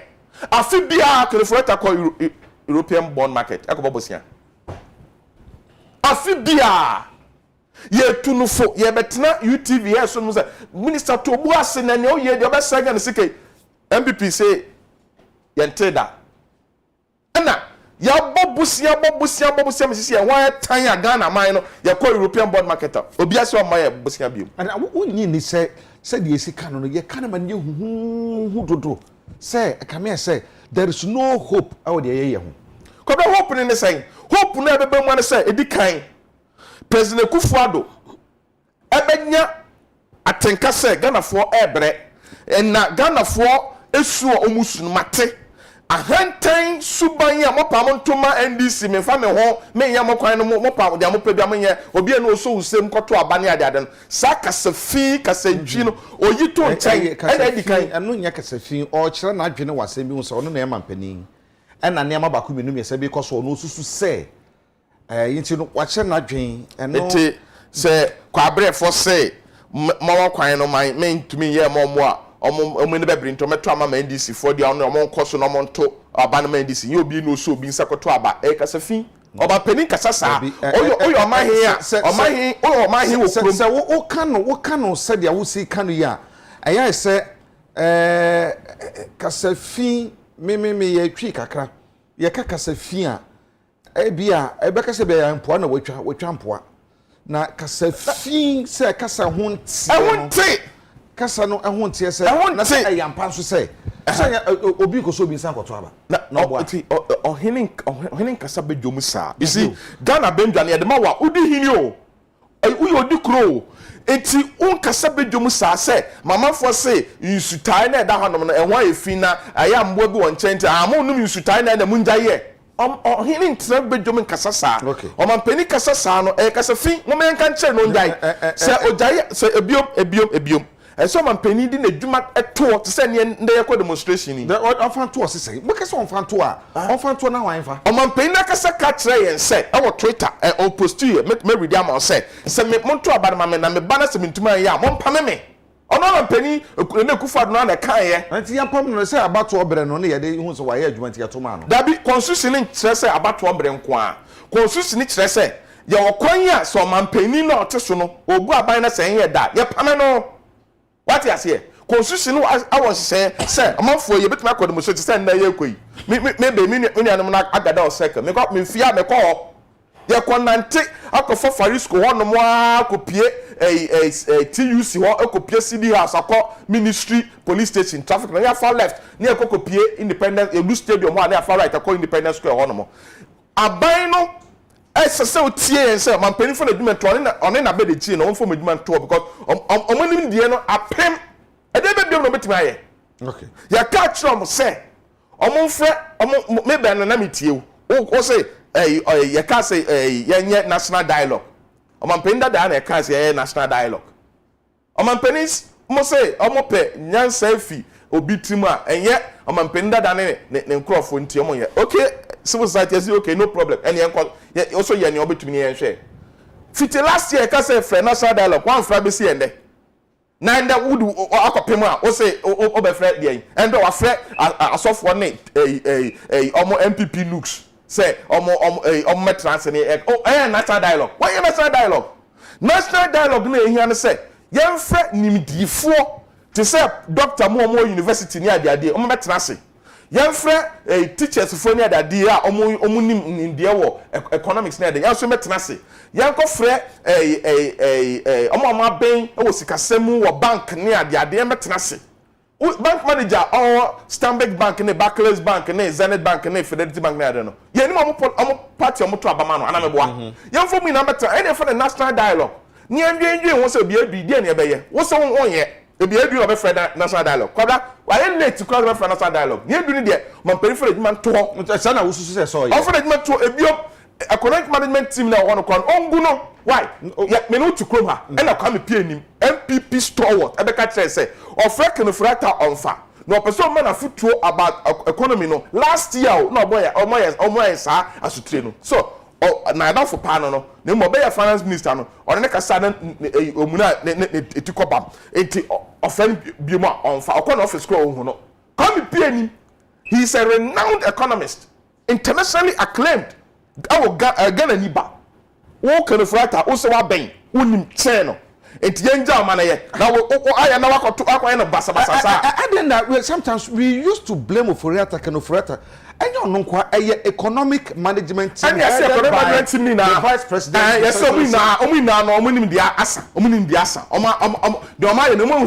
so oma bon nti omo fo medimadi nto oma panin na kasa so no so kwa ofo aso na economic management for this season na on so for edman to na onko fie na say Ghana no by force what don na ba say yanto ma na be som ye na wa so ka che say ba na say ankoyi a ye wu fi ho enti embra so say omampani ko tena say hand over Ghana ye constitution was say so omampani abetumi na edwuma to vice president betumi na edwuma to ye wi an hand over in na parliament na parliament embu you don't seem to believe the president oka say bi o say covid ban no o say se nipa wu a ena yetumi fa ne nkwa yemfa ne yenya nkwan mane entiasefo asase subio na mono sikasam tutu yekodan kra na aban betu agya na tumi aba don't you believe say mampani sam a wo kan na mahudo wo tuo no wo ye niam bia be kire say mo bia nsuro wa say ye bossa mo bia nsuro obeye amoma sikasam tumi agina don't you believe the president so betu aye bibia tisa wonyini ni akana say wonyini gidi wo me ne say o mampani we ka kire yen say Gadi ebe ko IMF biom. Abra COVID buy na Ghana inflation. Ne was single digit inflation. Una also in COVID abentu wo da so e wo tumis ne nyansa ne ahoden a wo be dane no mani ama man no etumi edi iye. Sisi amino ka say inflation enenam almost 38%. In fact, Professor Hankine, other professors say inflation rate now you calculated from Central Service Crown or from the now by now 80%, 100% because we are aware. Why? Kwabena, a bag of rice is here to saying. January near to saying, June near to saying, here to saying. Then I say, angwa, a vegetable or a fried ton that day. Now January to saying, June near to saying, near to saying, a hurry pop, I could do 1,000 Ghana cedis.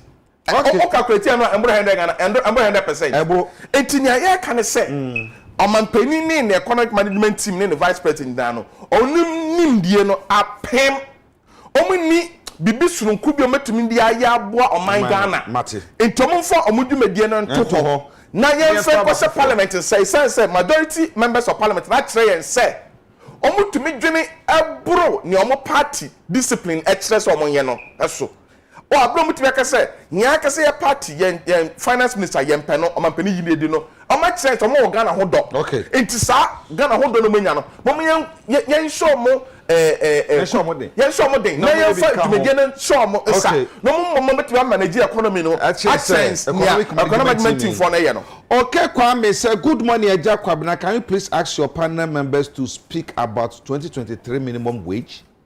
Well, they are here. Maybe they might say something about that.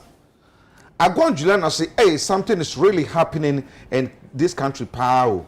Hey, the heat is too much to extend that our critical issue fans cannot get bundled and watch on Facebook Live again. I say Ganesa coward. How can we sit there to let one person to destroy the country for? And he has the authority to come out to say money don't like noise, meaning he knows what he is doing. Adam GH, Kanafurata must go. Going or not to go, no.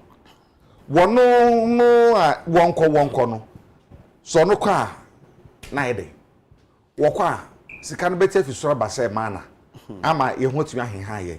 Why don't we allow him to do his work as the president has requested? Say yenya no IMF negotiations woguso as time goes on no omo update and say IMF negotiations no ekoyie eti aden na yenya ma wonya peace of mind and find adwuma no and negotiate properly e magana me ye ho ntumi henhaye ese say wo hye wo nyina no eno ne gan can must go the idea de so de nyina so no why ye wo economic management team vice president ene da no Agya Kwabena. Yes sir. Ne edikan me de enchia sonko bema majority in parliament. In fact, na salitude ama ye na ye always calling for proper democratic principle e Ghana ha no. Ne omo ye na ma ya hu say we have politicians who are societal oriented. Politicians are omo dwen oman ma no ho esen omo party. Na se omo party mpo ye bibi na se nya omo timi ahwe on party mpenimfo ani maka kire mo say look sa di we die timamufo no ese one wo nya adwen enye ne wo president wo pe enye ne me MP me pe enye ne wo minister wo pe na emom timamufo no say see I think see ebo mabaso na omo bi ya na me say omo ehu kakra e wo mu na meti ase efi say yesi onifrani ebumfu e okwayem na so hu se nifrani nso bufu okwayem na echese atodin se omo party omo wom na omo tumi ababonten abeka say nie ye finance minister eye no ye papa ni die mu a sake no minority force so ye beda omo ase se omo nso this is the first time ehun say minority and majority no omo nyina no akobenkro we mu say ye sake no we mu say ye impeach no ni nyina ye at the end of the day no ye yi na fi ho na ultimu nso omo adwempo nyina eye Ghana iyedie Agya Kwabena serious economics omo Ghana ha omo a project say our public debt is projected to hover around 522 billion by the close of this year. Your debt to GDP no ratio no will be above 100%. And we dia dance pefe say ahocha e wom sisi ya no mete so obi asende message say yenka efa minimum wage. Me no kasa ahocha e wom sisi ya no the minimum wage of 2023 shouldn't be less than 30 Ghana. And yes, our Ghanaians cannot survive. And they say nobody can even survive with 20 Ghana and ne. Because we talk kinky. Now say 5 cities. And Chinam 5 cities are. That's 10 cities. Obey them say once a day now. How can we survive with this? Now kinky 5 cities or no? Wait, me say me this I can be 3. Say we are now say obi be time do baby a emu odin a won share ekomo ba say ka udidi bebira wote so dey Agya Kwabena nti ade na ekomo na ba na won te so na wadwen se me didi dada bredua no be ko say di ni sa sisi Ghana for play bibi e friend no 010 what you say anopa won nidi ewia no adi ba ko enwumre na odi akoda enti 010 na manfo bonus sisi ya enti 010 didi ba ko a day yes say they did the modu a enti na meka enti say obedi ba ko nso na anopa na wani de no a wadi de wi a wadi kwa akoda no so kenken no nya ba 4 no so 20 Ghana say na be ya ukoda anajo nketenkete enkochew nketenkete bia chew da enya de pa say oda anajo na nketenkete chew na say onye be ma ya nhwa ye de kokopie e hospital very serious na meti omampani nanado Akufo-Addo na sema okaye no as a civil society organization aye anko proper democratic principles no na ne nsem kan bi ni die mu ana ntwa yi na baby a me hu se na ofum wa groove kesi ana se waka ntwa yi baby o blame ye dwadi form ma any traders ne se omo pemfa so mmro so enti na ma enema mu aye den no na me se ebe na yemma ya omo market ene ye dwadifo yi emre be no manya sa subambo ni we a che so mo pemfa so boro so because you almost start enfie bebre twem sa edwadifo ma ya na omo digwa na okasa asem ne enti amene no anya adwene krampa me kan se omampani afom pa no mi amanyon ko pa me pese me bodidi oye MPP constituency women organizer or supermarket a me pese me bo baby a dem me dey hu hia kra na me se ma me no eton okofa emo bag be se bebre beton wholesale na me no kese okofa emo no somewhere 3 months ago be se 100 bags or pack egu ne warehouse be se 1 week ago na obi ba me to 10 bags obi ba me to 20 bags no say na we dey for market no kopa o sa na wa ankojo man ko bisa new prices na e market no sa na prices na wo ton emo no e wo ne shop mu no wokoyi emo no mpo wholesale ne e wo nkrampo na wonya ne sa enti o ma mbeto e wo ne shop no e to akoton enye se bia o mo ton mpo dia kwedi o ono ofise bia market no e na aba sa na manfo ko market ko bisa no mo se ene anti ase masi ne shop yi de price yi de afa ma mi to ne ma wie ye okwa akofa foforo a Agya Kwabena sika woto ye no ontumi mpo emfa nto emo bag nto de emo bag mi ni beto sika beto emo 1.5 bag entina enema e won shop no automatically shop na gu by halfway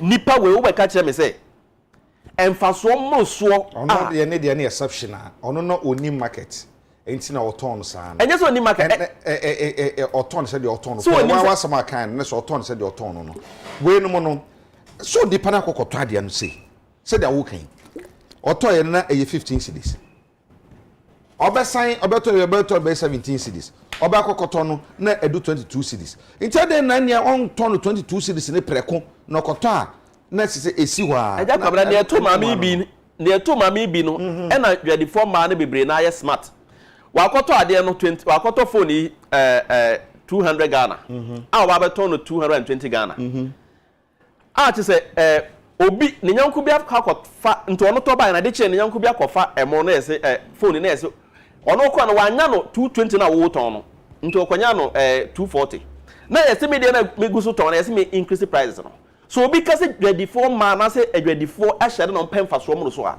na omonya mfa so mo so a de se na omo shops ni gu the more na ese omonya mfa so mo so no the more na dwadifo kwahwe obi a na wonim ne shop pa ejina mu kwahwe ne shop no 3 months ago na kwahwe shop ene enti wotimi hu se enoma ekoso no eye poor economic management team na ye wo no omunyuma a enso ani na wo hwe ensem omampani ko kan ye ewo e fe ne sen Asante region na very problematic sam no say ya di hu komo adie be se ba bia ye duro no se yesan ko ye chi a na kwasa sam dada no ana ye ka se oman no adum pempenso bi a say etumi hwe me ese kasa mutumi gina. What do you think should be done? Then I say yeah. Now my man say kasa mutumi gina. I say they be no we can say and we can say we can say no o ma kan wi and na ho. What's the way forward? Agya Kwabena. Yes. Make I say omampani Dada John Dramani Mahama or your lectures be or UPSA. Now, as a civil society organization, we were privileged to be invited officially to the program. The Equatorial say no and some of Kanye and the first amount for any Ghana and Rani Bibri. Sebe Banchi, any Ghanaian or Ghana higher. yen say me kwakwa import biscuit ne nema free abuchi ne ennuane supergati ne ade a free abuchi no say me choose me that say Ghana nnuane e bia medi gari medi fufu medi yoko gari de enom fro no Kwabena de amanfo de ye fane no eye nneoma say ye hu say aho ba bia wo sisi ano economy no enema ye den ye reduce importation of food and other things are na ye ni yan kasa duane a ebe ma economy na gina 2 amanfo can say finance minister onko maybe who ne say Oma mo first finance minister should go is understatement. The economic management team need complete overhauling. Now, me as a civil society organization, no, there is one thing now. Omampeni ankasa emeki or say he is begging the security to be loyal to the 1992 constitution. Omampeni dada Mahaman so called UPS, no, also making the same call. Say our security should be loyal to our 1992 constitution. Agya Kwabena, what we need to do now is to utilize our 1992 constitution, Article 69, Clause 1, subsection 1 and 2. A state a check kwanya efaso omampeni eni yoye etuma yetimi impeach no. Mene ukata sisi yi. Sa wo hwe nneoma omampeni nanado aye nyina na so ko read sa Article 69 Clause 1 na. A perfect say Omampeni need to be impeached together with his economic management team. This is the only reason that we can be loyal to our 1992 constitution. Because if you are telling the security to be loyal to the 1992 constitution, then utilize the same 1992 constitution carefully. Okay. And 2, can offer data. If it is so, obey finance minister, the president keep on praising him. Oh, and now the best. Now me say me am new penny ba me person me body din wa because sisi ya de waja kasa ntia nya say de ne bam. So this how de ne bam. That's malaria. Sisi ya waja kasa. So kasa malaria. So if until say these are economic management team mo ye adwuma together. Now be say me new question be say ade omuka say finance minister nko no o kan say so to me prepare 2023 budget ni wie nsa na mama na akọ na ade Agya Kwabena finance minister oni pe ba akọ na ye adwuma na say a teamwork na say omo nyina na ye adwuma ne bom a na say amanfo hu say MPs now we are calling for security to be loyal to the 1992 constitution. Okay. Now even the MPs who are members of MPP can no longer be loyal to their own president and their government, and they are calling for the removal of this finance minister. So the what's to say manako. And yes, on no any economic management team. I'm calling on Parliament to impeach the president and all the economic management team, so that we can be able to fight to retain. This our economy. Mama 3 minutes. I'm sure say, listen, I'm sure your budget in 2023 budget a bit delay, a bit catchy. Implication be ne benyo isika samuso. Okay, thank you very much. Agya. Yes, sir. Me per se, me can't say the state of the economy now can be likened to the era of 1979. In that year or years before that, we had hyperinflation. By 1979, our inflation was hovering from 1890 way down to 100. Well, what we are not seeing today, though, is that we've been a little bit, disingenuous, or rather ingenious, in the calculation of our inflations and figures and all of that. And so I'm telling you that we are back to 1979. And that is not good. Say a year by next year, 2024, we enter the 1983 season. SARS season, nothing was happening. There was hunger because of Agya in the previous years. We don't want to revisit that era again. Until we are in serious times. Serious times require serious solutions, aggressive ones. We have been proposing, they don't listen though, but we will continue to do so. Number one is that His Excellency, JM's paper, there are a lot of things in it. Let us start to implement that document, especially the issue of the reorganization of the ministries. He mentioned 65. Let us look at that. In fact, when the president starts and comes on TV and speaks to Ghanaians on these things, you see the change that will come. That's number one. Number two, beyond that and closely related to that, the issues that we discuss in this particular studio, the 13-point economic transformation policy agenda that has been proposed. I proposed it here. We mentioned about 3 or 4 that can also be implemented. Number 3, Agya, you know, when you are in hard times, there are some things that are not palatable. Say, it's difficult. Now, say, 1 year then, 1 year. We have to find a way to halt the salaries of ministers from the presidency way down to the director levels of the ministries. Because whether they are paid salary or not, they can live. They are the creme de la creme of society.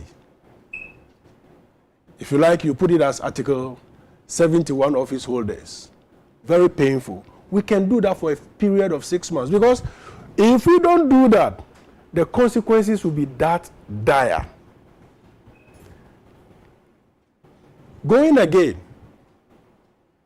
we have to put control on executive travels. If you are a minister or a government appointee and you have to travel, if it is necessary, you can go by economy. The directive yes. So do you want to say what has happened out of that? So I'm saying that officials should not travel first class again. All of this within this 6-month period. If the president has to travel, he should go on business class. Why don't you take the president's security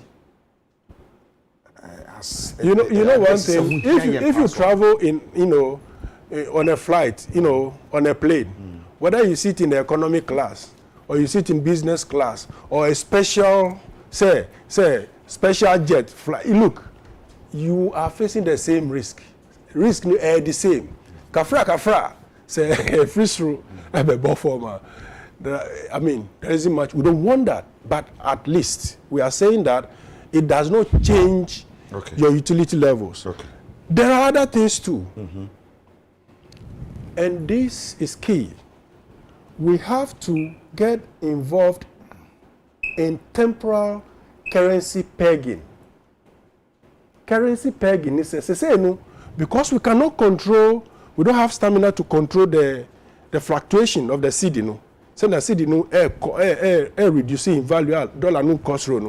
We have to peg temporarily our currency to the dollar for also a period of 6 months. If, for instance, today the rate is 14, it is serious. We can peg it at 10. And how do we do that? I'm saying that if you, minister or trade minister, issues instruction that the conversion rates at the ports the airports, the seaports, wherever, is put at 10 for the next 6 months, what it will do is that it may reduce the revenue that government may be earning, but it creates some level of stability and confidence in the system over a period of time. Let us try that and see. Okay. Another thing which JM also mentioned has to do with the debt restructuring. Now, His Excellency said that there's not going to be haircut. There's not going to be haircut. So I say, there's no good. There is nothing. It cannot be. It cannot be. Or not say. No. We have a situation. Look, if you look at the presentations, the figures that came from the ranking committee of Parliament, and all the figures available, we are in serious times. Yes. And there's nothing you can do about these things. Look, we had haircut earlier. During the financial bailout, those monies that were put in bonds, issued bonds, and said we are not going to be paid interest, and so. These are typical haircuts. So if you are having $1 million cedis in that fund for, let's say, 4 years and you are not earning anything, that's a haircut. Okay. Let inflation hit it and see what will happen to you. Okay. We have to engage in that. Okay. If the president said there's not going to be a haircut, me as I'm sitting here, no, me di. Okay. Because but it's already started. Can I finish? Because we were here. Someone mentioned it. And they said we're not going to go to IMF. We are in IMF now. We have to find a way to do proper haircut. It is going to be very painful.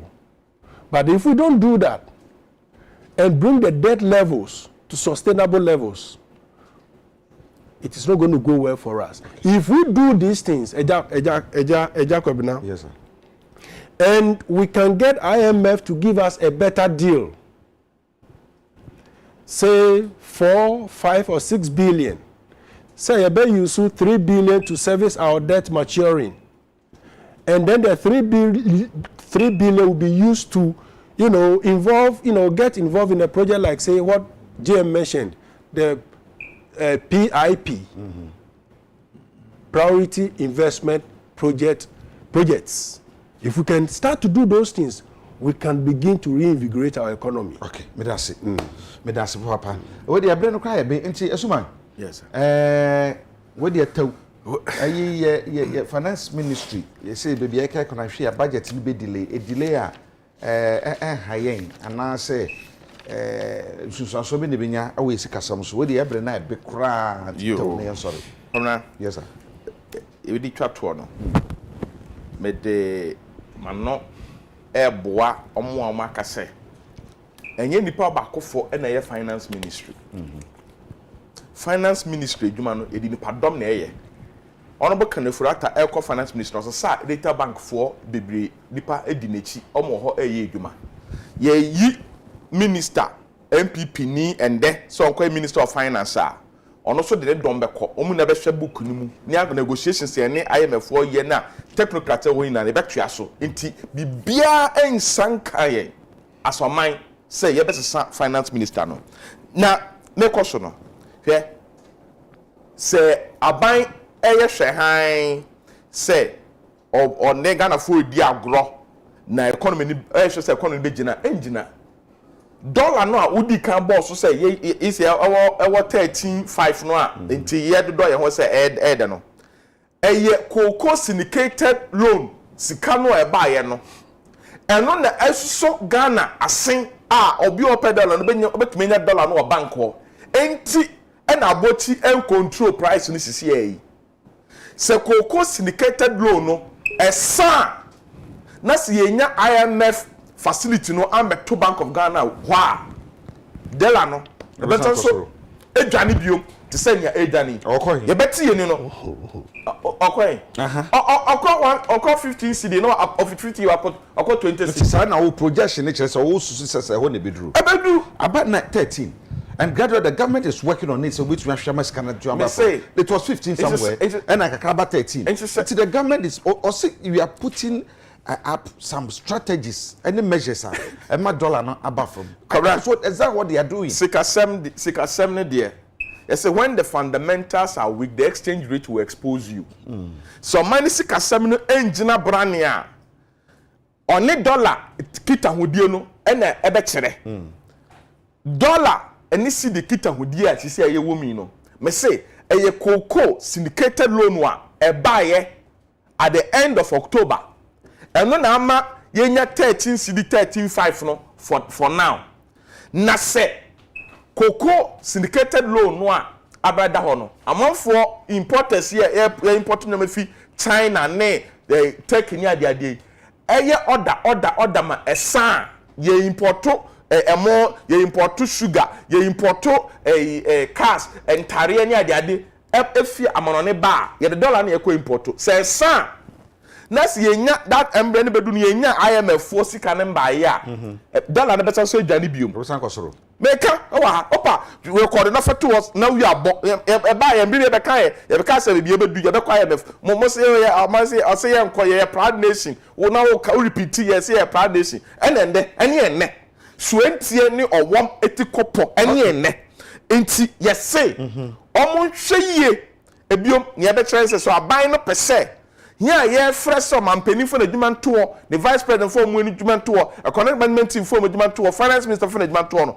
omo pese ye de yakoma omo announce say omo ina omo nje salary ministers of state deputy ministers of state chief executives deputy chief executives omo ina no nje salary omo forfeit omo salary until say economy ne begina ne nanso biom eni di kan omo ni di ne sika maji brebe ina no omedini na se bia bi wo fit 2017 omo ba ye sika omoje sika kese omoje ni na ho nto mu ndi se sika no na omo fa omaga na sika ho nto no sambre mu omo ye sa mema ye nya gidie omu se nkofo efe de ompese omu tie yesu frɛ okay enti omo ye sa ye de yeso ye de adwe mema omo se sa de ye ma omo chance kakra ne yeso omo ye sa de a yeso omo fo medima to ebio na omo pani betimi aye ne se onso so mbra TV so metre se sani wanya na so omu ina nji salary no ebio number of ministers no onte so kra enfi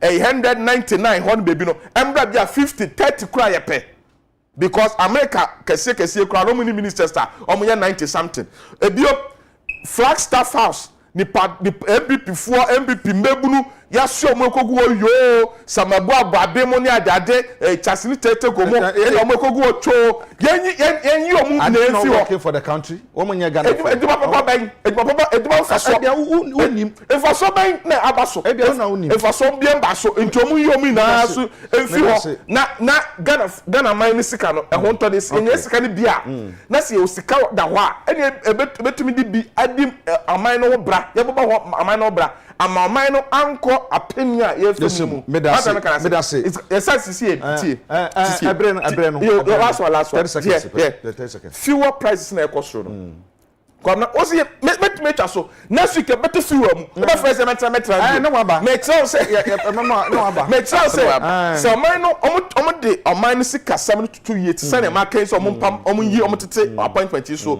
omo ankofo nkofie ya sika na be car sika no ye better fuel mu a ye betumi ne sika na koso oya company sponsor mo nsom na mama to fuel mu what na make na say amagana ni no wa han no what na make na say and also say obetwa ka say aban workers bia no monji way for transportation for bosome be ya insia ana afia day enimi monfa way bosome ya na ban de bia 200 Ghana me be so sika so na also da to fuel me de 400 Ghana be so sika so say aban no etumi nya sa cost cutting measures we nya sika no no de sa we bua aban no a ena amanfo no betwa ka sa de moncho medjuma so na ye sa de mfo omedjuma to na say wo de mfo to na be fa ye yeah Agya Kwabena yes in fact madam for bia send me message now say me mo abaso say in fact as we are one of the senior journalists you share omamo kan okre organa ha you are one of them and send what's na niaje adwuma wo ye ho na nyame nhyira obebre na you see baby ye do sisi ya no as a country no we need to listen more sese ne empenimfo economists ye wamanfo a omodwemu do so we expect the president to engage more yemfa NDC MPP ntonchen yo ene be edu isi ana enye party ba ko ena ahokyere na yefam entiem pek solution betum enkrofo betumi ede omo nyansa na so madwen bebom na entimi solve issues no na se obogina na wokasa na akwese nimtiabuo empuatwa wakasa wie wo se fa economic COVID-19 na de Russia Ukraine na wokasa be wi na ka kire Ghana for se fair say la zone ni pas la boy se sika MPDD a meaning emra wo na onni mampeni no wo ye dede si obi Ghana fair say kumipreko demonstration minu mo se mo bakoyi wo na wo start ye Ghana wo kan say ye tisika so komode ye wo ye dede bebre enne wo office bia wa park sika na match say aso you are okay into wo say wo no this time dey wo dey wo pay dede into wo dey wanya enough sika fair say la zone ni pas la boy in the sika MPDD ye no say na ye ho kire ya ye ko amanfo amobo 010 no ombe dede because e come the one okay so ye pa mpenimfo achew we are also as a civil society organization yes we they are not at the two saying our security service they should also be loyal to the 1992 constitution. The fact that we are in crisis and I say we are in difficult time no and just soldier ni be fa and take advantage no meye sebe and nyema SM fata now e be a democracy na ye kita as our bragging right no na ko free and okay enti ebeda Ghana fo nyina asese be bedru no we should it's like all hands on deck. What name is there no for us to be able to sir all hands on deck no and ye de be kokumi preko demonstration omo ye and dey Jacob Kubi e wa homa no so Jacob temenka omo aduru he e ko sen dipa wo ho train for the man Jacob hello Jacob yes sir me to nka good say e ko sen demonstration omo ye kumi preko na e ko sen yo me no ka say de be America kan ni na this year omo Ghana o susu say oman ni mu aye din pa e de ama omo no omo yo margin say ye ene dey omo de oye church pa e be hihye so na ene abra ye bo be say 6 ni mu ho no na me pie mu ate na nkofo aba be say 50 e wo ma be say e ko 8 9 mu no and after the dom no ye hu be do mo free mobile ta omo share time ni say eye no nkron e na mbe say oye che na say nti me no ka say die e dom a be gu ha no e be eye 1000 omo bro 1000 kura bit me enkan na say eye demonstration na say if eye of that sport headquarters of demonstration ye di ni ache Brasa Square na me no ka say die ye do TUC ye di ni ache Brasa Square ye ko na edom no de ewo mu bebre pa na on sha packers oma obukita omo de kire Ghana for nioma ha omo nti omo ye sa oye kire ebi ye say abra omanpeni ebe tre kungwa so no na omoton petrol 15 Ghana cedis ebi mu 16 Ghana cedis eno ho keka ho ene peja ama ebro de na ono kire no asen su no milk ene brodo no ho keka ho omanpeni abede kire abra eba petu aba no oba fadama ekita nkrata wa print so someone said there omanpeni dada John Dramani mama ede ye na so ene omo de ene de chen kura nti omo so omanpeni dada John Dramani mama so mefe kungwa no afen so lawyer Martin Kwegu ono ene convener de ma kumpreko demonstration ene ono kire mu say ene dey ene omo ye na ene da ba ko na mom no omo so omanpeni efi ene ekopum Monday ono akata tu ne ho ade so finance minister ono so etu ne ho ade so Dr. Mahmoud Bawumia omanpeni abedechi ono so etu ne ho ade so enye tapa dia ene na wotu mienu bia na ombeba Obrasport aba be demonstration na wotu mienu bia ombeba na ombeba na wotu mienu sa no so mo kana se emfa ene de ombea ni se ombe tro nka ta titi da kwa ma sebedem parliament no omo de omanpeni ene ne titafo ni nyina abegina ho no omotu omo efekunwa so na dia ha mo kura nyina ne se na nsen no omo wo no mo hu se fa has been na abonti se omanpeni be kasa nti na obia eni agi se bia omanpeni bebe obeka se bia petrol obefo so ma ya so omo hu bibisa india ne bo aye di wodom obefo so ma wa ye se omo discover room se na be ya ye be se nyama so omo hu bibia sa na mmom no asamba ko ka esi omukura ne se sika empedede na sika empedede dia ene omo ekom di omo no omo de ombe ye dede ba kokura fa se dia onu ni mi bi be se ebra esi da ye wu no onye 25 years on kasa da o ejese oyemu nso minu ka se ne ma mere se dia ne ma no sika ni no sika no epedede pa na abro mampeni epe kungwa akena so no na service after no osi eyeka mu no oye dede ewo eyeka mu e mo mu so mo ti ye dede nu ro mo asun nti se onne o mampeni ka se sika empedede a o mo nti ase ne enti ase osra nti o mo ka nyum e di ama na o mo to nyum ni se sika epedede see sa bibi akoso bambo hihye bibi akoso boko o mi no ka che dia police for e wa ha pa ya enye asemkuma demonstration so e wa ha bibia ye boko aja se obia enye ade a ebe ma police for no gubefu na police for so enye bibia ebe ma eye demonstration so omugu befu bibia e kwaso to na anapa no na ye sha ase no na obi di bicycle ebe di yenim sa na ko no e lead ama police for no ene ne kasama no so e ti ase mi no ka che omo mu kita moto omo mu kita bicycle omo no mo ye last kura se omo mo ye demonstration omo demonstration ni tomu a yo kato na ye kita moto ana bicycle omo kura po de omo esireku a omo cheda embe ebeda sia na no pepa ho fe Jacob Kubi ye na musini a kumi preko ekoso ewo enkra ha ye kira amanfo bi ye no ode ho amanebo ebreyen na ye begina sasam no so na ye the critical issue na de no akona wieye midasida abema Dr. Nene Adams Asafutai wono oye senior economist ewo UPSA ono no wo mebenkum so akiri ho no na mebenkum so penso Azubila Emmanuel Abdul Salam ono no executive secretary and ma Anchoring Democracy Advocacy Movement Ghana wono so medana senafe Esuma Benjamin nso executive director Solide Ghana wonso onya abre ebe beda o mase papa